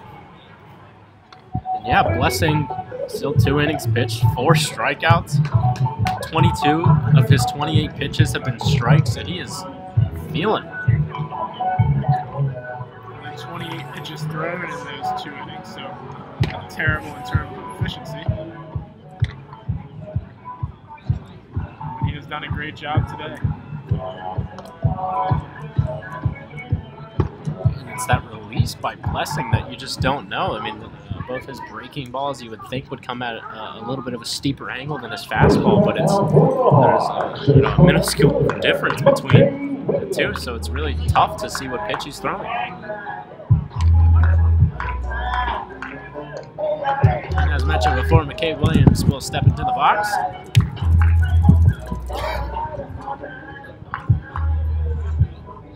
An RBI single in his last at-bat.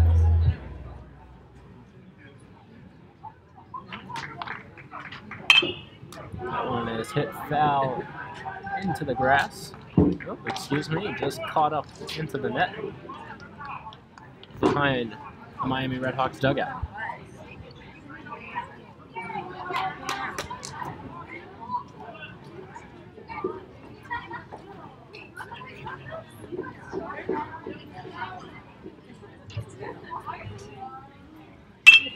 McKay Williams gets that one just barely on the end of the bat. Coming in from center is Fabic to make the grab. And out number 1.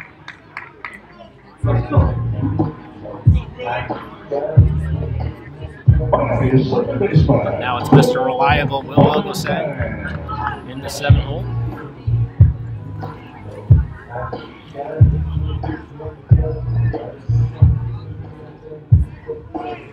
A sac bunt that scored Miami's 2nd run on the day in his last at-bat.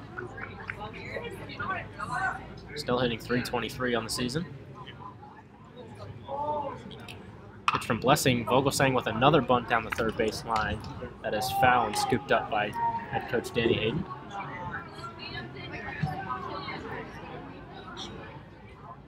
Vogelsang doesn't just use that top part of the barrel to lay down his bunts. He oftentimes will adjust and use that whole barrel of the bat for his bunts. And you can lay it down, and if you're able to make contact with the ball, there's no telling what kind of spin or English you can put on the ball at that point.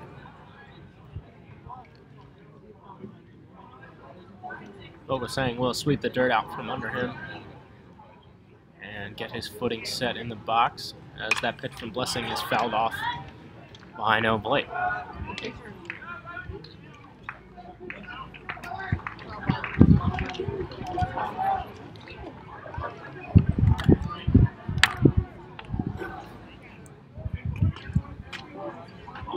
Interesting bat setup. Vogelsang choking way up on the bat, a solid couple inches between the bottom and his hands.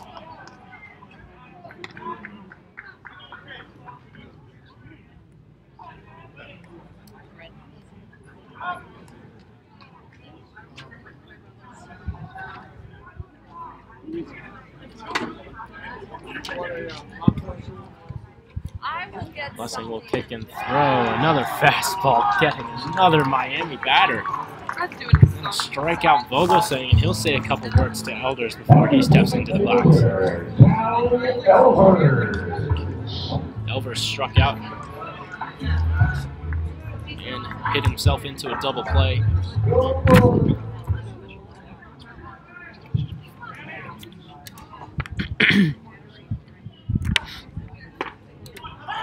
First pitch from Blessing is a breaking ball in the zone, strike one.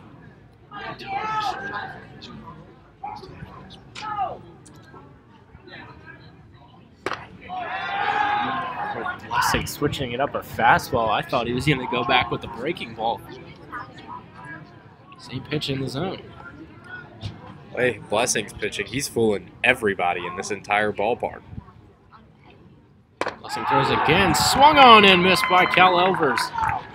That is Corey Blessing's sixth strikeout. Just 3 innings pitched. He is on fire. Miami has no response as they take the field in the top of the 7th. We'll be right back. You're listening to RedHawkRadio.com.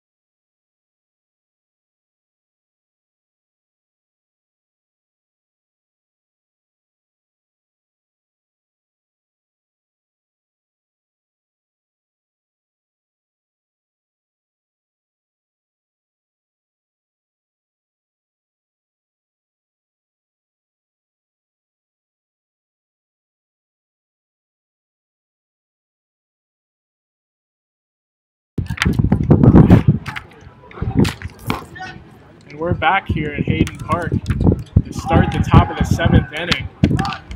Trevor Hafner, the Bobcats shortstop, up at the plate, facing Spencer Mraz, who was in there for his 7th inning of work now. He's calmed down quite nicely as that breaking ball misses away. 76 on the gun. 1-0 to OU's starting shortstop. Mraz. That one's a little low and inside. 85 miles an hour. And we'll go to 2-0. It's been a big problem for Ross today with his struggles. It's been early at bat command. just not getting ahead of the hitters as he kicks and deals again. That one's a strike right on the inside corner. Waist high, 87-mile-an-hour fastball. I think the other thing that has sort of conflicted with him is, he has had guys like Hafner jump on him the first thing he threw. And so then he wants to try and go away, go outside of the zone, and then when that happens, they're not swinging. So they've kind of put him in a hole and played some mind games with him throughout the game, and it's been amazing that we're still seeing him here in the 7th inning. Here comes the 3-1 pitch. And that one is hit to the shortstop Texador on the ground. Texador throws on Ross back to first base and gets the out. So the leadoff hitter is retired here in the top of the 7th. Spencer Mraz threw 6 1/3 now. And that will bring Rudy Rote to the plate. The OU first baseman. 1 for 3 on the day. Double in the 3rd inning.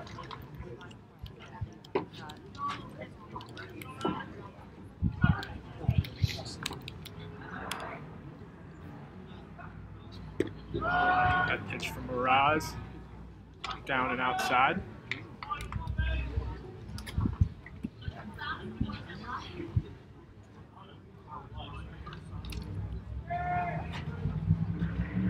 Mraz will come footward, and that one is crushed into right field, tailing towards the line. And Dallas Hall will not be able to get it. Umpire's hands are up, and Rote will stop at second base in the ground rule double. That ball bounced up and hit the foul pole.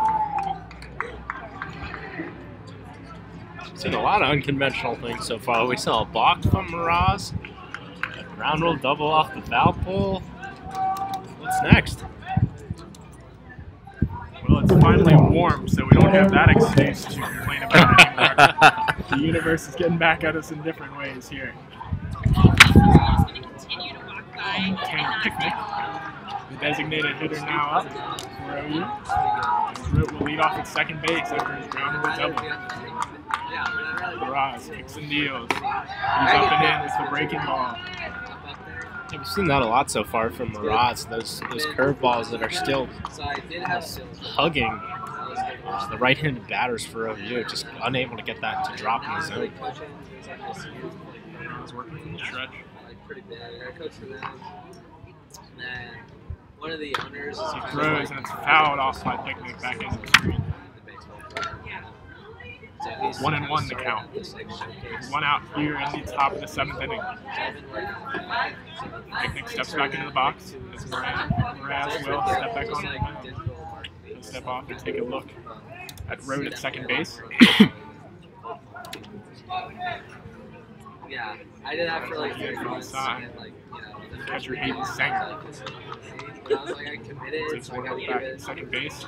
I gotta try it at least. We'll come home. That one hit. Picnic. Another hit batter.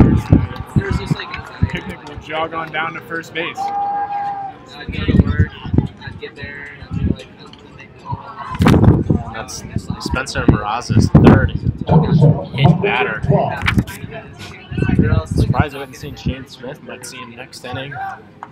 But right now is there's going to be a congregation at the mound. And if you're the Ohio Bobcats, you got to be upset at the fact that you've had 3 hit batters, a couple walks, and still only have 2 runs on the board. I mean, those are gifts that the other team gives to you offensively, and to not be able to do anything with that is definitely demoralizing for your team. However, Blessing on the mound has not been phased as he's pitching like it's a tie ball game. And Mraz, after a long conversation with Danny Hayes, they get the puck. Shane Smith entering the game now for Miami.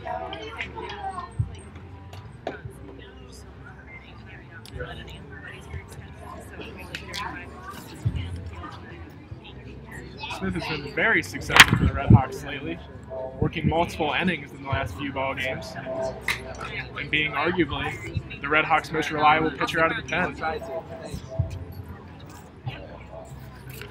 And we'll take a quick break here while Smith warms up. Check back in a minute on RedHawks Radio Network.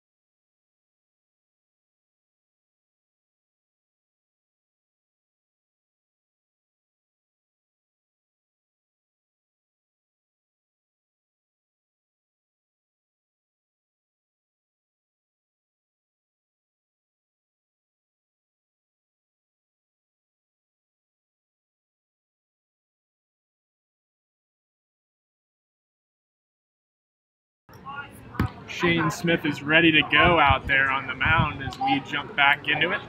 Top of the 7th inning with 1 out. Spencer Mraz, the Miami starter on the day, just got the hook. As Smith will now face his first batter, the right fielder Michael Klein from OU. And take his first pitch in the dirt. Ball 1. 1 for 3 on the day with a single in his last at bat. Hitting .220 on the year. He's got a runner in scoring position. He's hitting a little bit better with runners in scoring position on the year. .274. As that pitch is taken high from Shane Smith. So Smith now in his first at bat, first hitter faced, having much of the same problem as Spencer Mraz faced all day. Not getting early strikes. Let's step off the mound, take a look back towards the second base bag.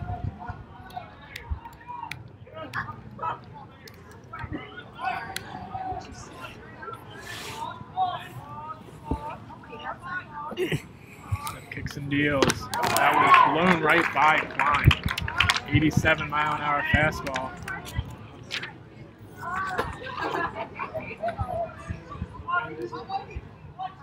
Now in a hitter's count of 2-1. Smith looking in for the sign. Runner still on first and second base. Smith will get set. He'll fire towards the second base bag on an attempted pickoff. But Rote is back in time. Rote's still out there after his ground rule double to right field. Next batter, Picnic, was hit by the pitch. He's on first. Michael Klein now at the plate. He will swing, foul that one away towards the right side. And you wonder if the sun is playing a factor with these pitchers, because all these right-handed throwers are catching the sun out of their right eye, which could be affecting their judgment. That's why might be why we're seeing so many balls out of the zone. 2-2 now. Smith deals, and he rings up Michael Klein inside 82-mile-an-hour breaking ball. And the cleanup hitter for OU is retired. 2 down now in the inning. The catcher for OU, Dan McCauley, will step into the batter's box. Yeah, Klein thought that one was going to almost break in and hit him, but that one broke right down into the strike zone. Got him looking. Smith with inside strike. Not a pitch that you want to take to go down on strikes. I mean, that pitch is too close. You got to get the bat off your shoulder in that situation. Smith will fire to McCauley, and that one is driven high and deep back into center field. Massman giving chase. He will have trouble and lose it in the sun, drop the ball. And OU is running all around the field. 2 runs come home. McCauley is in with a stand-up triple. And now OU has retaken the lead 4-3 here with 2 outs in the top of the 7th inning. Well, it looks like Massman out there just lost his footing when he was trying to track that ball down, and looked like he might have had it too, but just rushing over there too quickly and losing his feet out from underneath him. It happens, but you hate for it to happen this late in the game. Out there on the right center field warning track. Ball actually careened off his glove. Just couldn't corral it. As the first pitch in to the next batter, Devin Garcia, is a strike from Smith. Paulie down at first or at third base. Smith will wind and deal. And this one is smoked, a line drive into right field. Dallas Hall will range over and take care of it for the 3rd out of the inning, but not before the damage was done. OU retakes the lead 4-3.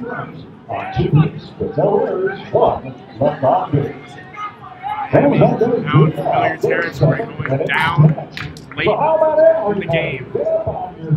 Also at home. We'll see if there are any heroic heroics in store for tonight.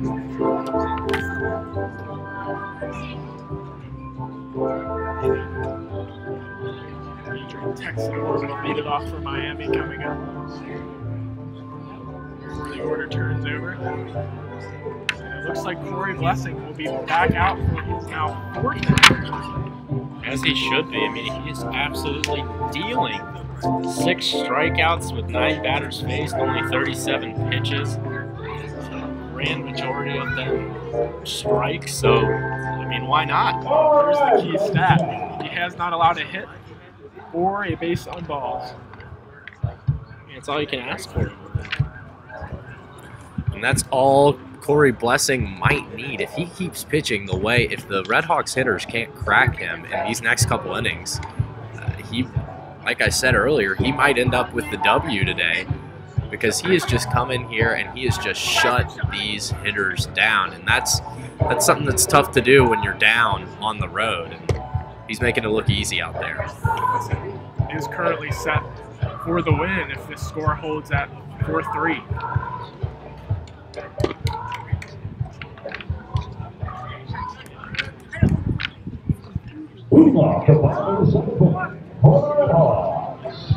He'll finish his warm-up pitches, and now Adrian Texador will step into the batter's box. Texador 1 for 2 on the day, single in the 2nd inning. Flew out to center field in the 4th. Leading it off here in the bottom of the 7th for Miami. Blessing kicks and deals, and that one is in there for a strike. 70-mile-an-hour breaking ball.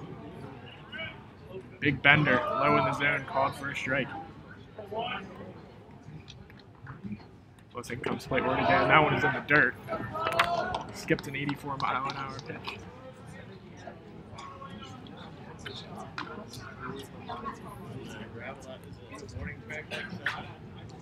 A big swing and a miss from Texador. Another 84-mile-an-hour pitch from Blessing. That one low and inside. Texador falling behind 1-2 in the count as Blessing will come home. That one is just called inside, and Texador thinks he might have gotten away with that one, as that one looked to be right on the inside corner. Texador kind of buckled after the pitch. 2-2. There's a curveball, 70 miles an hour that didn't break into the zone. It's upstairs. 3-2 count now. Blessing rocks and fires. That's a fastball blown right by Adrian Texador. Another strikeout for Corey Blessing.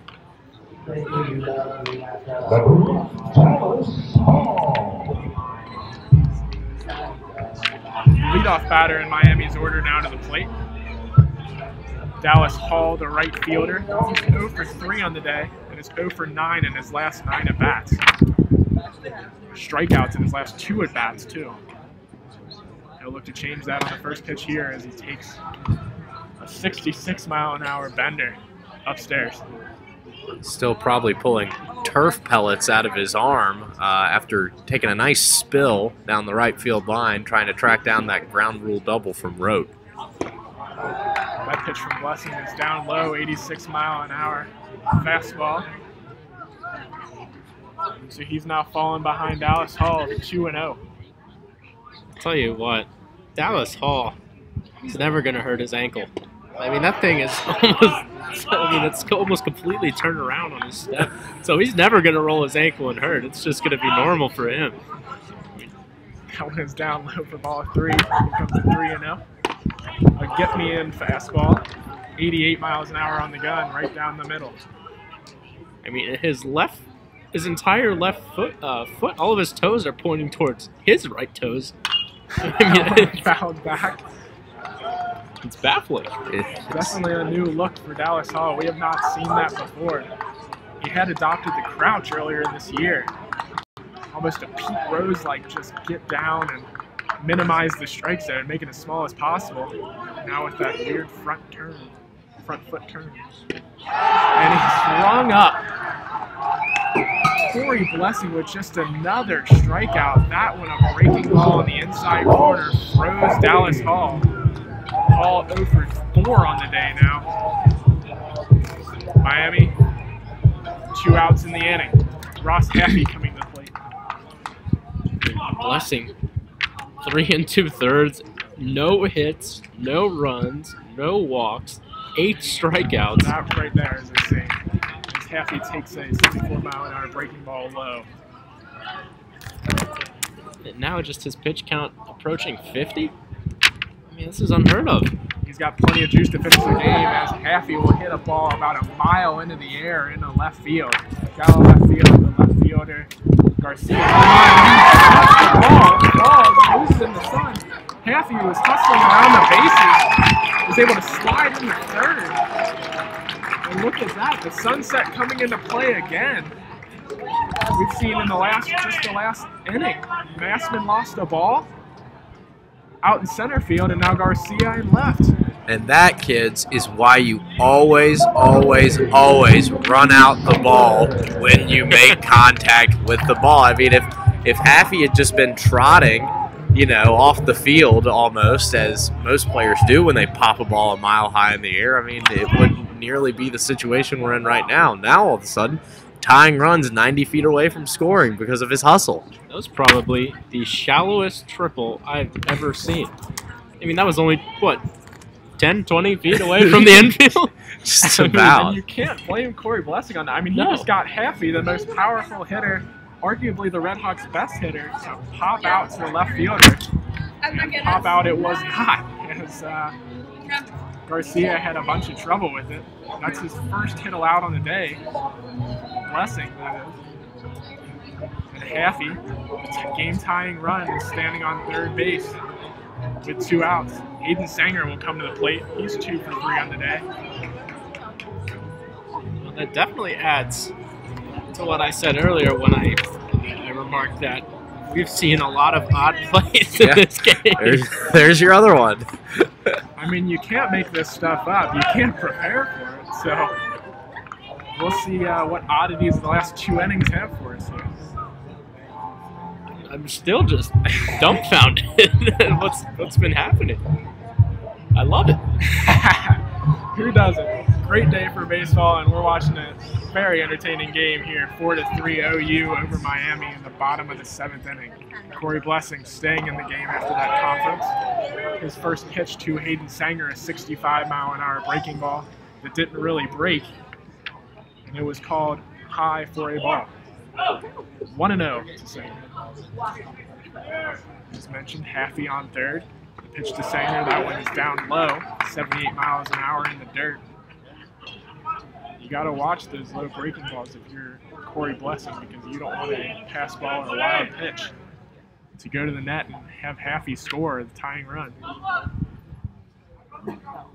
Pitch to Sanger, that one is a big bender, 68, in there for a strike on the outside third of the plate to the right-hander, Hayden Sanger.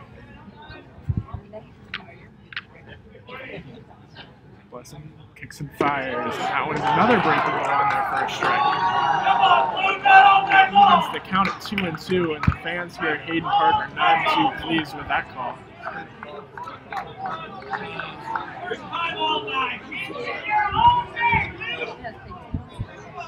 The 2-2 pitch. That one is fouled to the right side by Sanger. When you make guys swing at pitches that normally would be called balls with the inconsistency of the strike zone today from the home plate umpire. Wade Krause, that home plate umpire, he'll put the ball back into play, and now he'll call time as Blessing steps off the mound. Blessing back on. Hayden Sanger getting set in the box. So we're looking for that sign. And he'll call time again.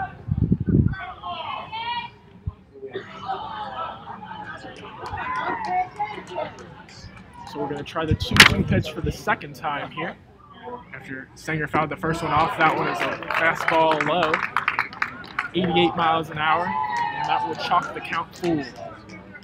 This would be huge if Sanger could make some contact here. I mean, full count, 2 outs, bottom of the 7th. It's at the bottom of the ninth, but still exciting. Blessing the pitch. That one is roped into center field and deep. Fabic ranging back. He'll take care of it just in front of the warning track.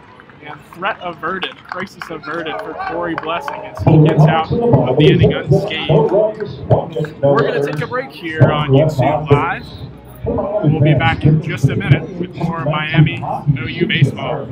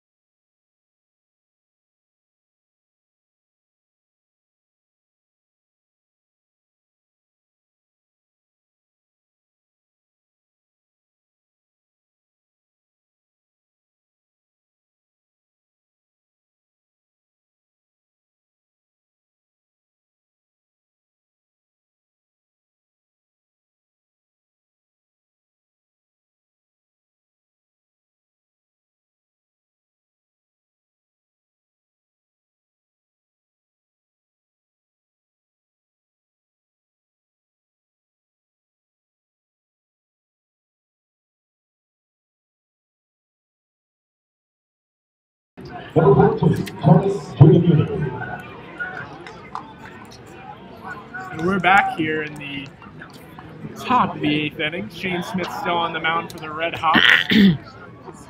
Troy Giannini, the batter. OU has taken the lead, 4-3. Miami was not able to respond in the bottom of the 8th. Smith puts a strike in there, 75-mile-an-hour breaking ball in the outer third of the plate to the right-handed hitting Giannini.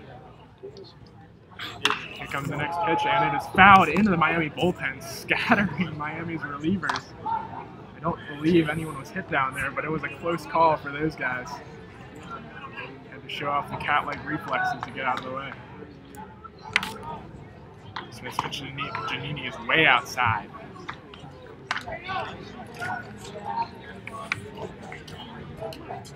1-2 count. The leadoff hitter here in the top of the 8th, and that one is lined back up the middle. Will Vogel saying the second baseman for Miami unable to dive and corral it.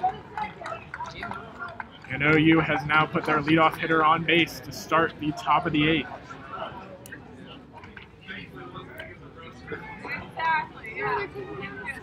Not what you want if you're Miami. Right now you're still trying to limit the damage and stay in this ball game. Give yourself a chance. And now the leadoff hitter is on for OU. Aaron Levy, the second baseman, now up to bat. He'll square to bunt. And he'll take the first pitch outside, 84 miles an hour.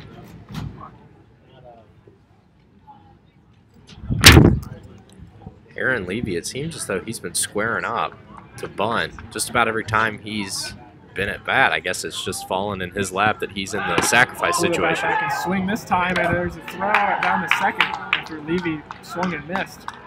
Not in time to get Giannini.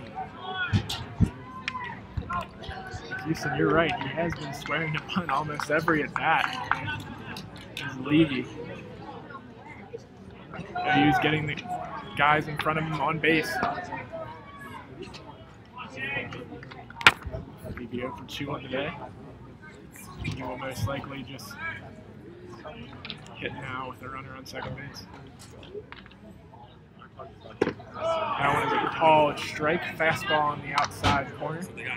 87 miles an hour on the gun. 1-2 to Levy. Smith looking in for the sign. Nobody holding on. Giannini at second base. Not a big lead, though. As Smith kicks and deals. That one is grounded to the second baseman, Gogolsang. He'll fire on the Rostek at first, and it's high relief. However, Giannini will move on to third base. Just 90 feet away from giving OU another run of insurance.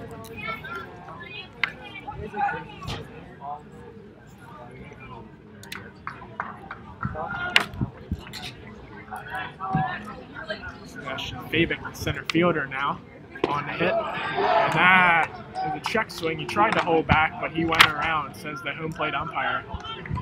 Strike one. And if you're if you're Shane Smith, you cannot let this get into the heart of the OU lineup. You got to get Fabic here, and then get leadoff man Trevor Hafner out, because I mean, not only would that be a momentum booster, it'd give you some confidence into the Miami bats, especially with Landon Stevens and Parker Massman up next for the RedHawks. Fabic, the number 9 hitter, only hitting 130 on the year. He's 0 for 3 today as he takes the ball low, 78 miles an hour, almost in the dirt from Shane Smith. Smith would really love to get him here, like Bennett said.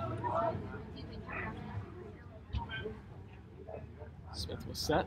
He rocks and fires, and there's a fastball just missing off the inside. 85 miles an hour. Come on, Flo, make it swing. Jason, come on. Once again, uproar from the Miami crowd here.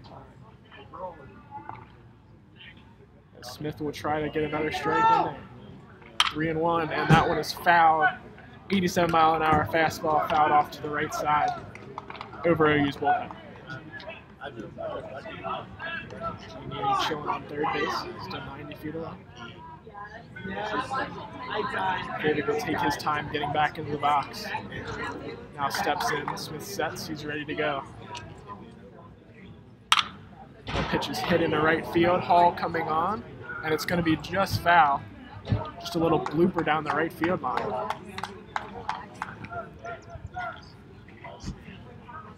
3-2 the count.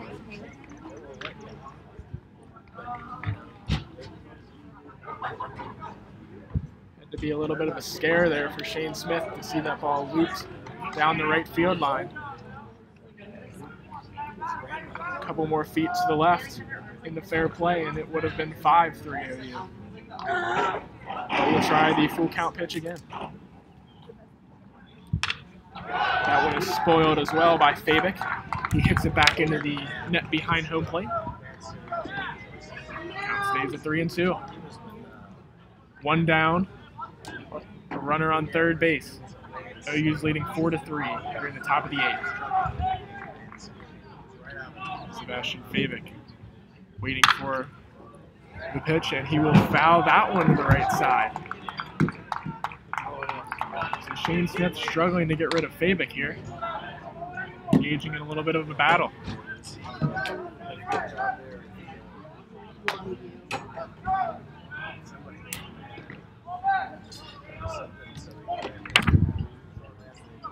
Smith is coming set. No deal. And that one is blown away as Fabic will have worked the walk, and that's just critical for OU. I mean, when you can work a count like that and just end up drawing a walk and get another base runner, it never hurts. When foul off the tough pitches that he fouled off, and then still sit in there with a 3-2 count, knowing you got 2 strikes on you as well as those 3 balls. Still having the patience to take a pitch with that kind of count. It's a good move by Fabic, and it's going to probably force Smith out of this game. RedHawks manager Danny Hayden out to the mound. The entire RedHawk infield will congregate around Shane Smith, and they'll have a conversation. It's like Andy Almquist is the one warming up down there for Miami, number 4. He's pitched out of jams for the RedHawks left and right this season. We've seen it. Almquist kind of the de facto closer, or closer by committee with Jack Corbell this year. Definitely used to pitching in high-pressure situations like the one we have on our hands. Doesn't look like they'll go to him quite yet. Just a quick, hey, how are ya? Where are we going for dinner? As Hayden retreats towards the dugout. Leadoff hitter Trevor Hafner now at the plate with a runner on first and third. He'll bunt, and it'll be foul. Suicide squeeze attempt from the Bobcats, trying to get Giannini in from third base. Unsuccessful on that try. The count will move to 0-1 in favor of Shane Smith.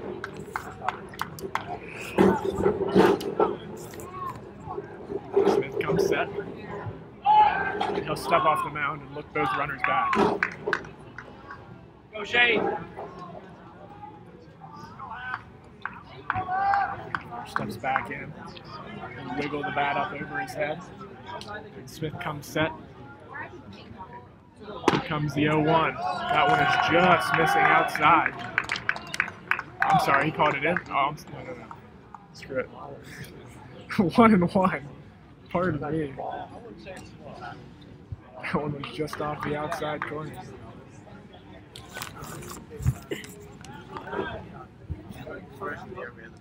Smith with the 1-1. That one will be successfully bunted down the first base line. Fielded by Shane Smith. He'll throw on to Vogelsang at first base and get the out. The bunt was actually so shallow that Giannini at third base did not risk coming in.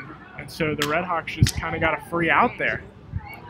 And that one would have been pretty close because Smith, Sanger, and I guess it was Stevens were all so close right there. You know, three guys right in the vicinity. I mean, Giannini hypothetically could have gone and it would have been close, but OU playing a little conservative.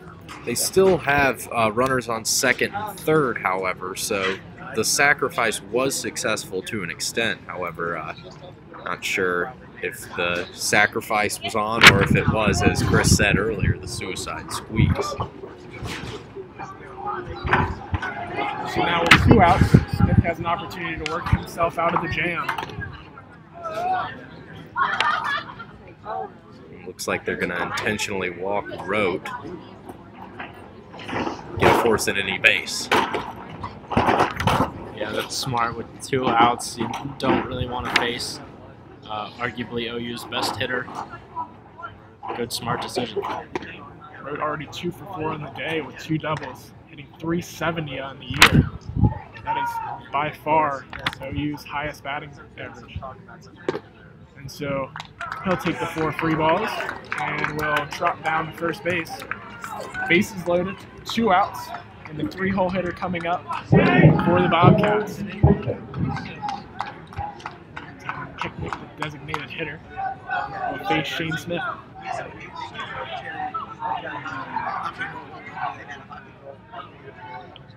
Smith, the windup and the pitch. He throws a fastball 88 miles an hour on the gun, just top for ball 1. He's bench getting into it over there.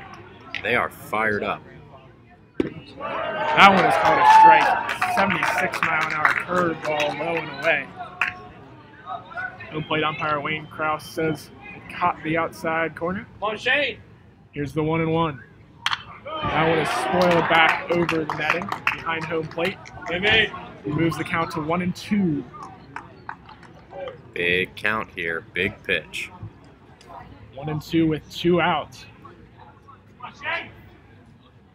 Picnic awaiting Smith's pitch, and he'll spoil that one back too, fouling it back behind home plate now to play.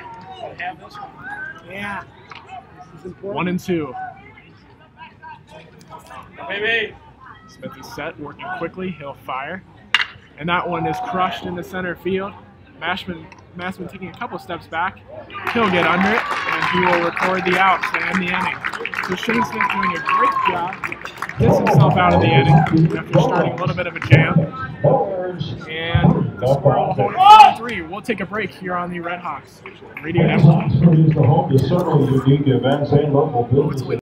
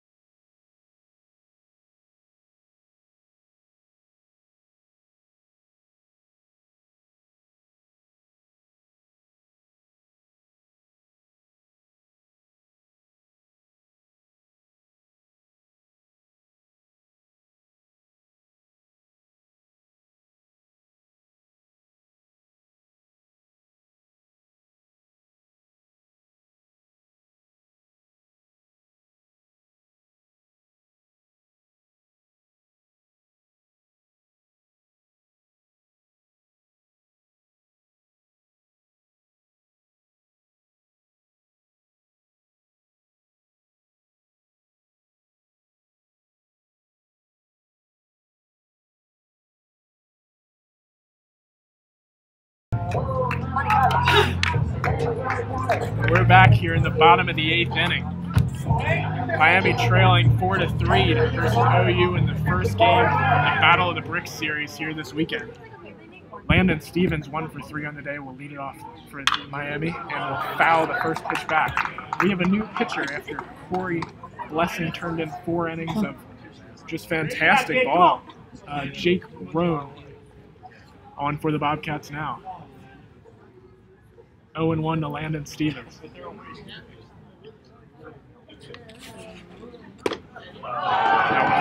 was a call, come on! 85 miles an hour. Come on! Yeah, great outing by Corey Blessing. 4 innings pitched, just the 1 triple given up. 8 strikeouts, Wake up 13 back batters there! he's faced. 58 pitches, 42 strikes. Can't complain. Roan fires. And that one will be spoiled back into the net by Landon Stevens. 0-2 now the count.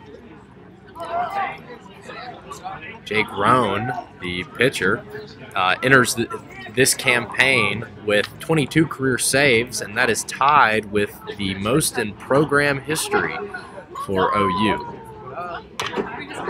Roan the pitch, and Landon Stevens fouls off his foot.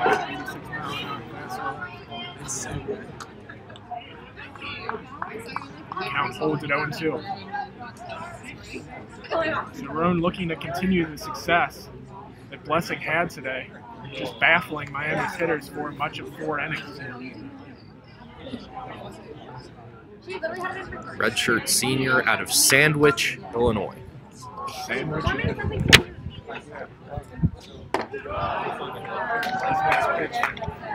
Here's an 86-mile-an-hour fastball above the zone, called for a ball. The first ball of this at bat. 1-2 the count to Landon Stevens, Miami's cleanup hitter. He's already driven in 1 of Miami's 3 runs today as he takes another fastball, 85 inside.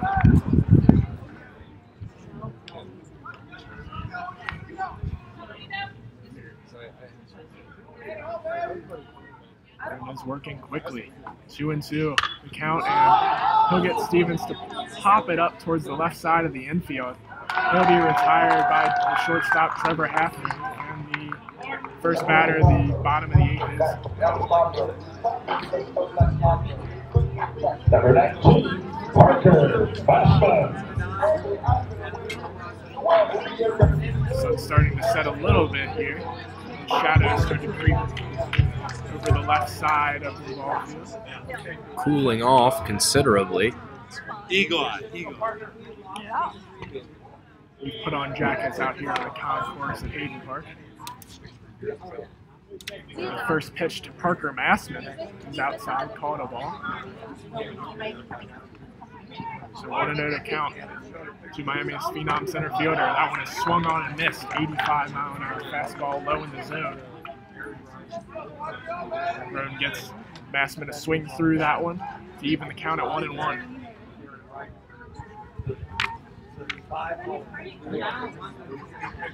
1-1 is again a fastball swung through by Massman. 1-2 the count. Jake Roan, the typical closer makeup with the goodbye fastball. It's really fast, and it seems to have a healthy amount of movement on it, too. And Massman is down on strikes as he swings through an 89-mile-an-hour fastball in the outer third place. 2 down in the inning now for Miami. Not mounting the type of rally they would have wanted when you start with your 4-hole hitter. McKay Williams, the left fielder, now on to hit. He's the 6th batter in the order for the RedHawks. Roan is already set, just waiting for Williams to get into the box. He's ready to go. The first pitch to McKay Williams is called a strike on the outside corner.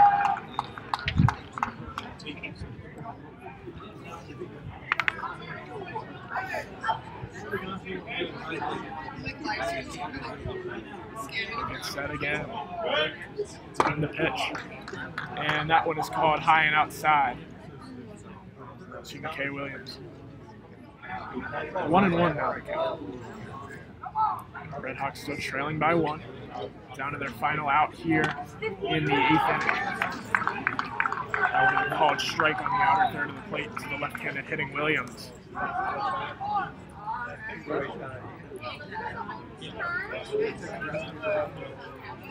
Williams will step out of the box, gather his thoughts, and now step back in. Roan the pitch. That one is fouled off towards the left side. Just able to get a piece of it is McKay Williams.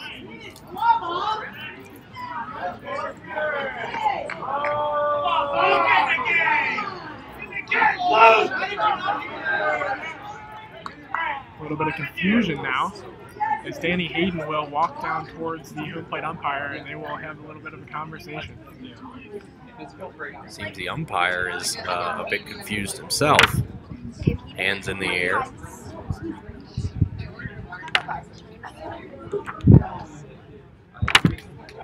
I think what Hayden is arguing is that McKay Williams hit the catcher McCauley's glove on a swing.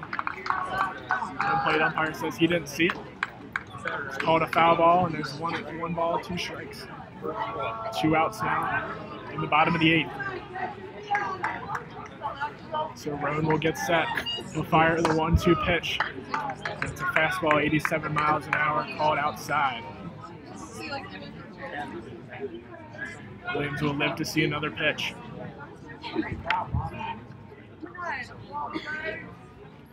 Both pitcher and batter are set. The pitch is outside again, 86, high and away from McKay Williams. So he's now worked the count to 3-2, and attempting to become Miami's first base runner of the inning. Roan kicks and fires, and that is just away. Called a ball off the outside corner. McKay Williams will run on down to first base.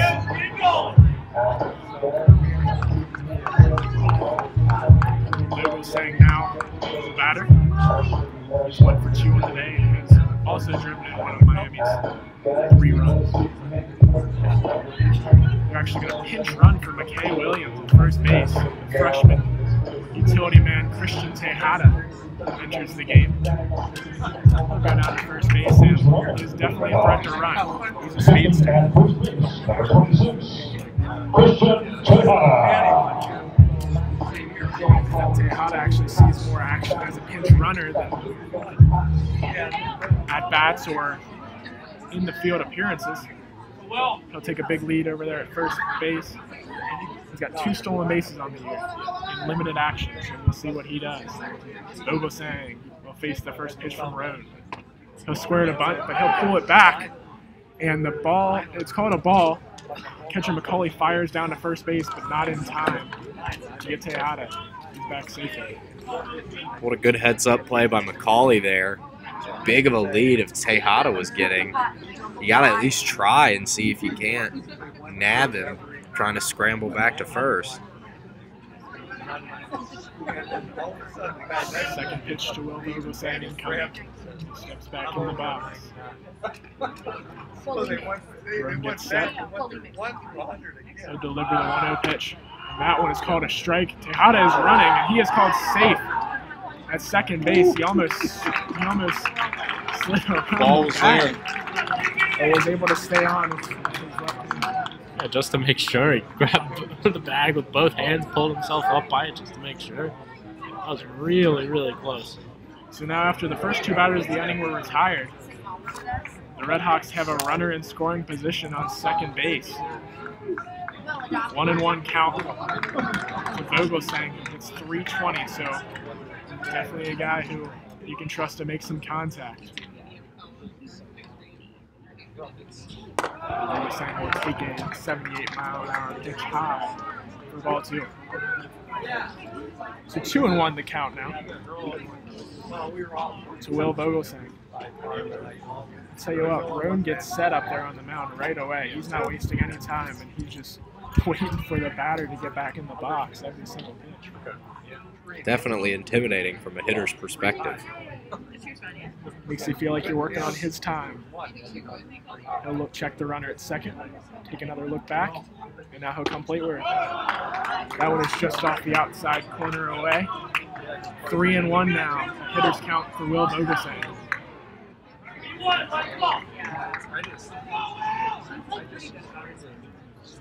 Vogelsang steps out of the box, takes a practice swing.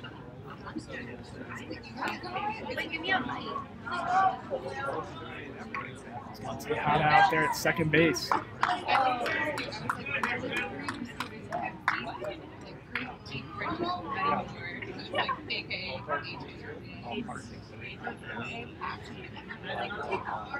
Pitch from Roan. That is high as well as the RedHawks will gain another base run. Vogelsang on first base. The walk. So now the designated hitter Cal Elvers is on to hit. He'll look to straighten out his day. He's 0 for 3 at the current moment. 2 strikeouts.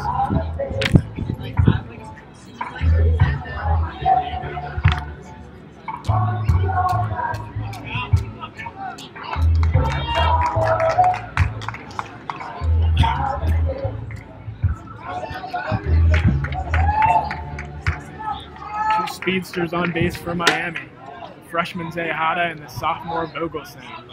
Vogelsang leads the team in stolen bases, but he can't go anywhere at the moment. He's at first, Tejada's at second. First pitch to Elvers. It was popped high in the air around the home plate area. Get down. And there's a collision between the first baseman and the catcher, McCauley. One of them came up with the ball. And that will end the inning for Miami as Cal Elvers skies into a foul pop-out. We're going to move on to the 9th inning, but first we'll take a quick break here on the RedHawks Radio Network.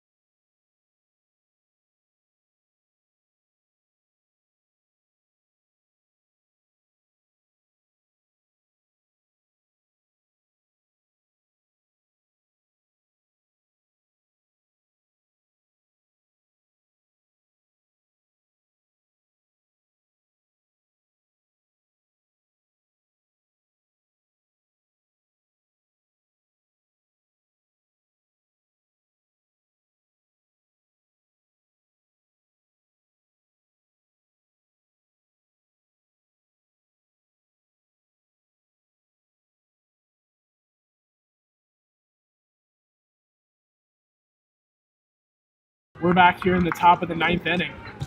4-3 OU with the lead, and they're on the bat. Their 4th hole hitter coming up to start the inning. Michael Klein, the right fielder.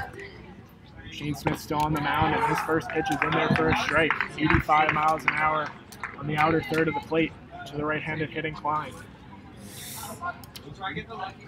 Klein 1 for 4 on the day, just have a single. Smith's second pitch is a fastball that misses outside to even the count at 1-1. Klein kind of struggling today from the cleanup spot. Strikeout swinging and a strikeout looking today. He'll take strike 2 on the inside corner, a fastball.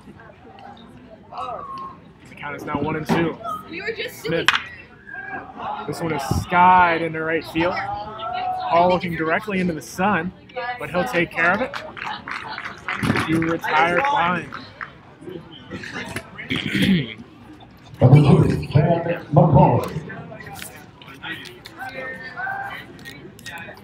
Dan McCauley, the catcher, now on for the Bobcats. He'll attempt to get on base after the leadoff hitter Klein was retired. Smith kicks and deals. Breaking ball, 73 miles an hour in there for a strike. Start McCauley. Smith working quickly as well. Rock and fire. Another breaking ball. This one is too high. So it's good play umpire Waycross.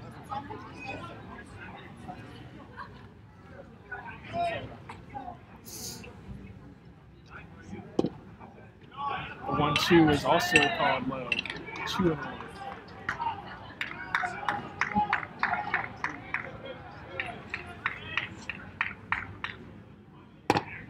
Smith gets him to go around on a check swing. Fastball in there at 88 miles an hour. Probably would have been a strike anyway. But it evens the count at 2-2 now. 1 out in the inning. Smith in his second inning of work. He wings up. McCauley fastball. Just caught down and outside corner. For strike 3. 2 down now in the end. It'll be Devin Garcia at a bat. He's 0 for 2 on the day. Has walked and was hit by a pitch in the second inning.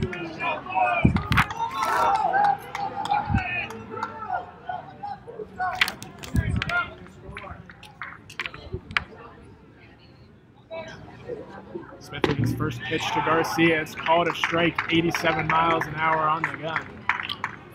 Right on the outside corner. Garcia, the left fielder. He'll swing on the second pitch, and he'll foul it down the right field line and just over the Bobcats bullpen. It doesn't look to be action in either bullpen. As both teams seem to be content with what they've got going on. Shane Smith for Miami. Through 2 1/3 at the moment. That one is an 89 mile an hour fastball called outside. 1-2. Garcia stays alive. Both batter and pitcher are set. Here comes the pitch. That one is fouled again over the Bobcats goal.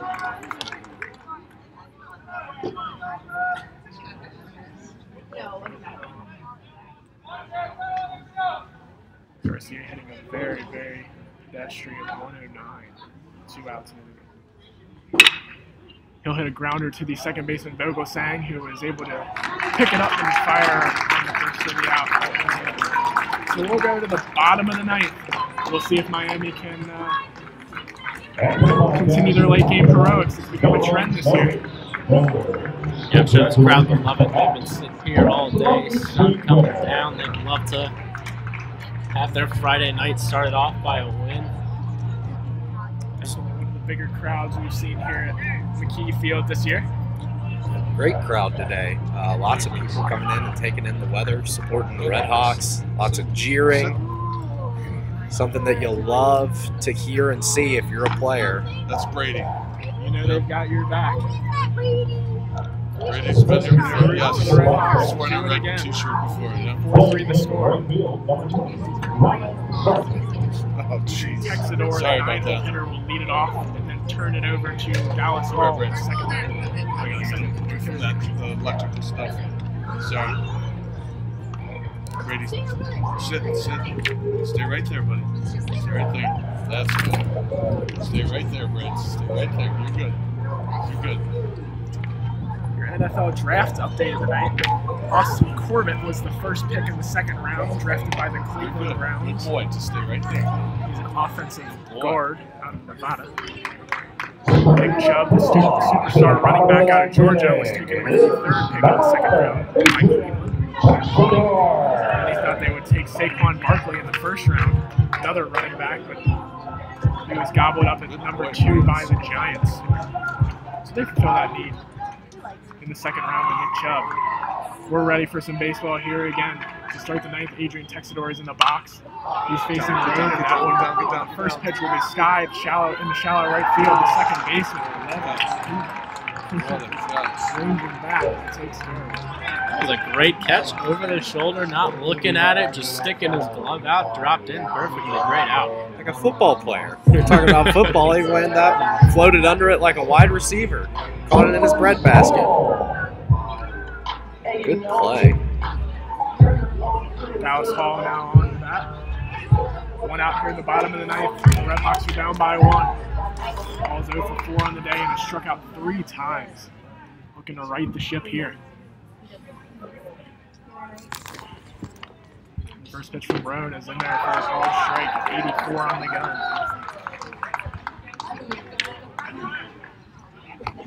He seems to be living on that outer third of the plate. Trying to keep it low in the strike zone as well. Here's the second pitch. It's swung on and missed by Dallas Hall. He's quickly down 0-2. His batting average is now dropped below 260. Just a week and a half ago, he was up to over 290. I'll take an 82-mile-an-hour pitch from Roan off the outside corner. 1-2 the count.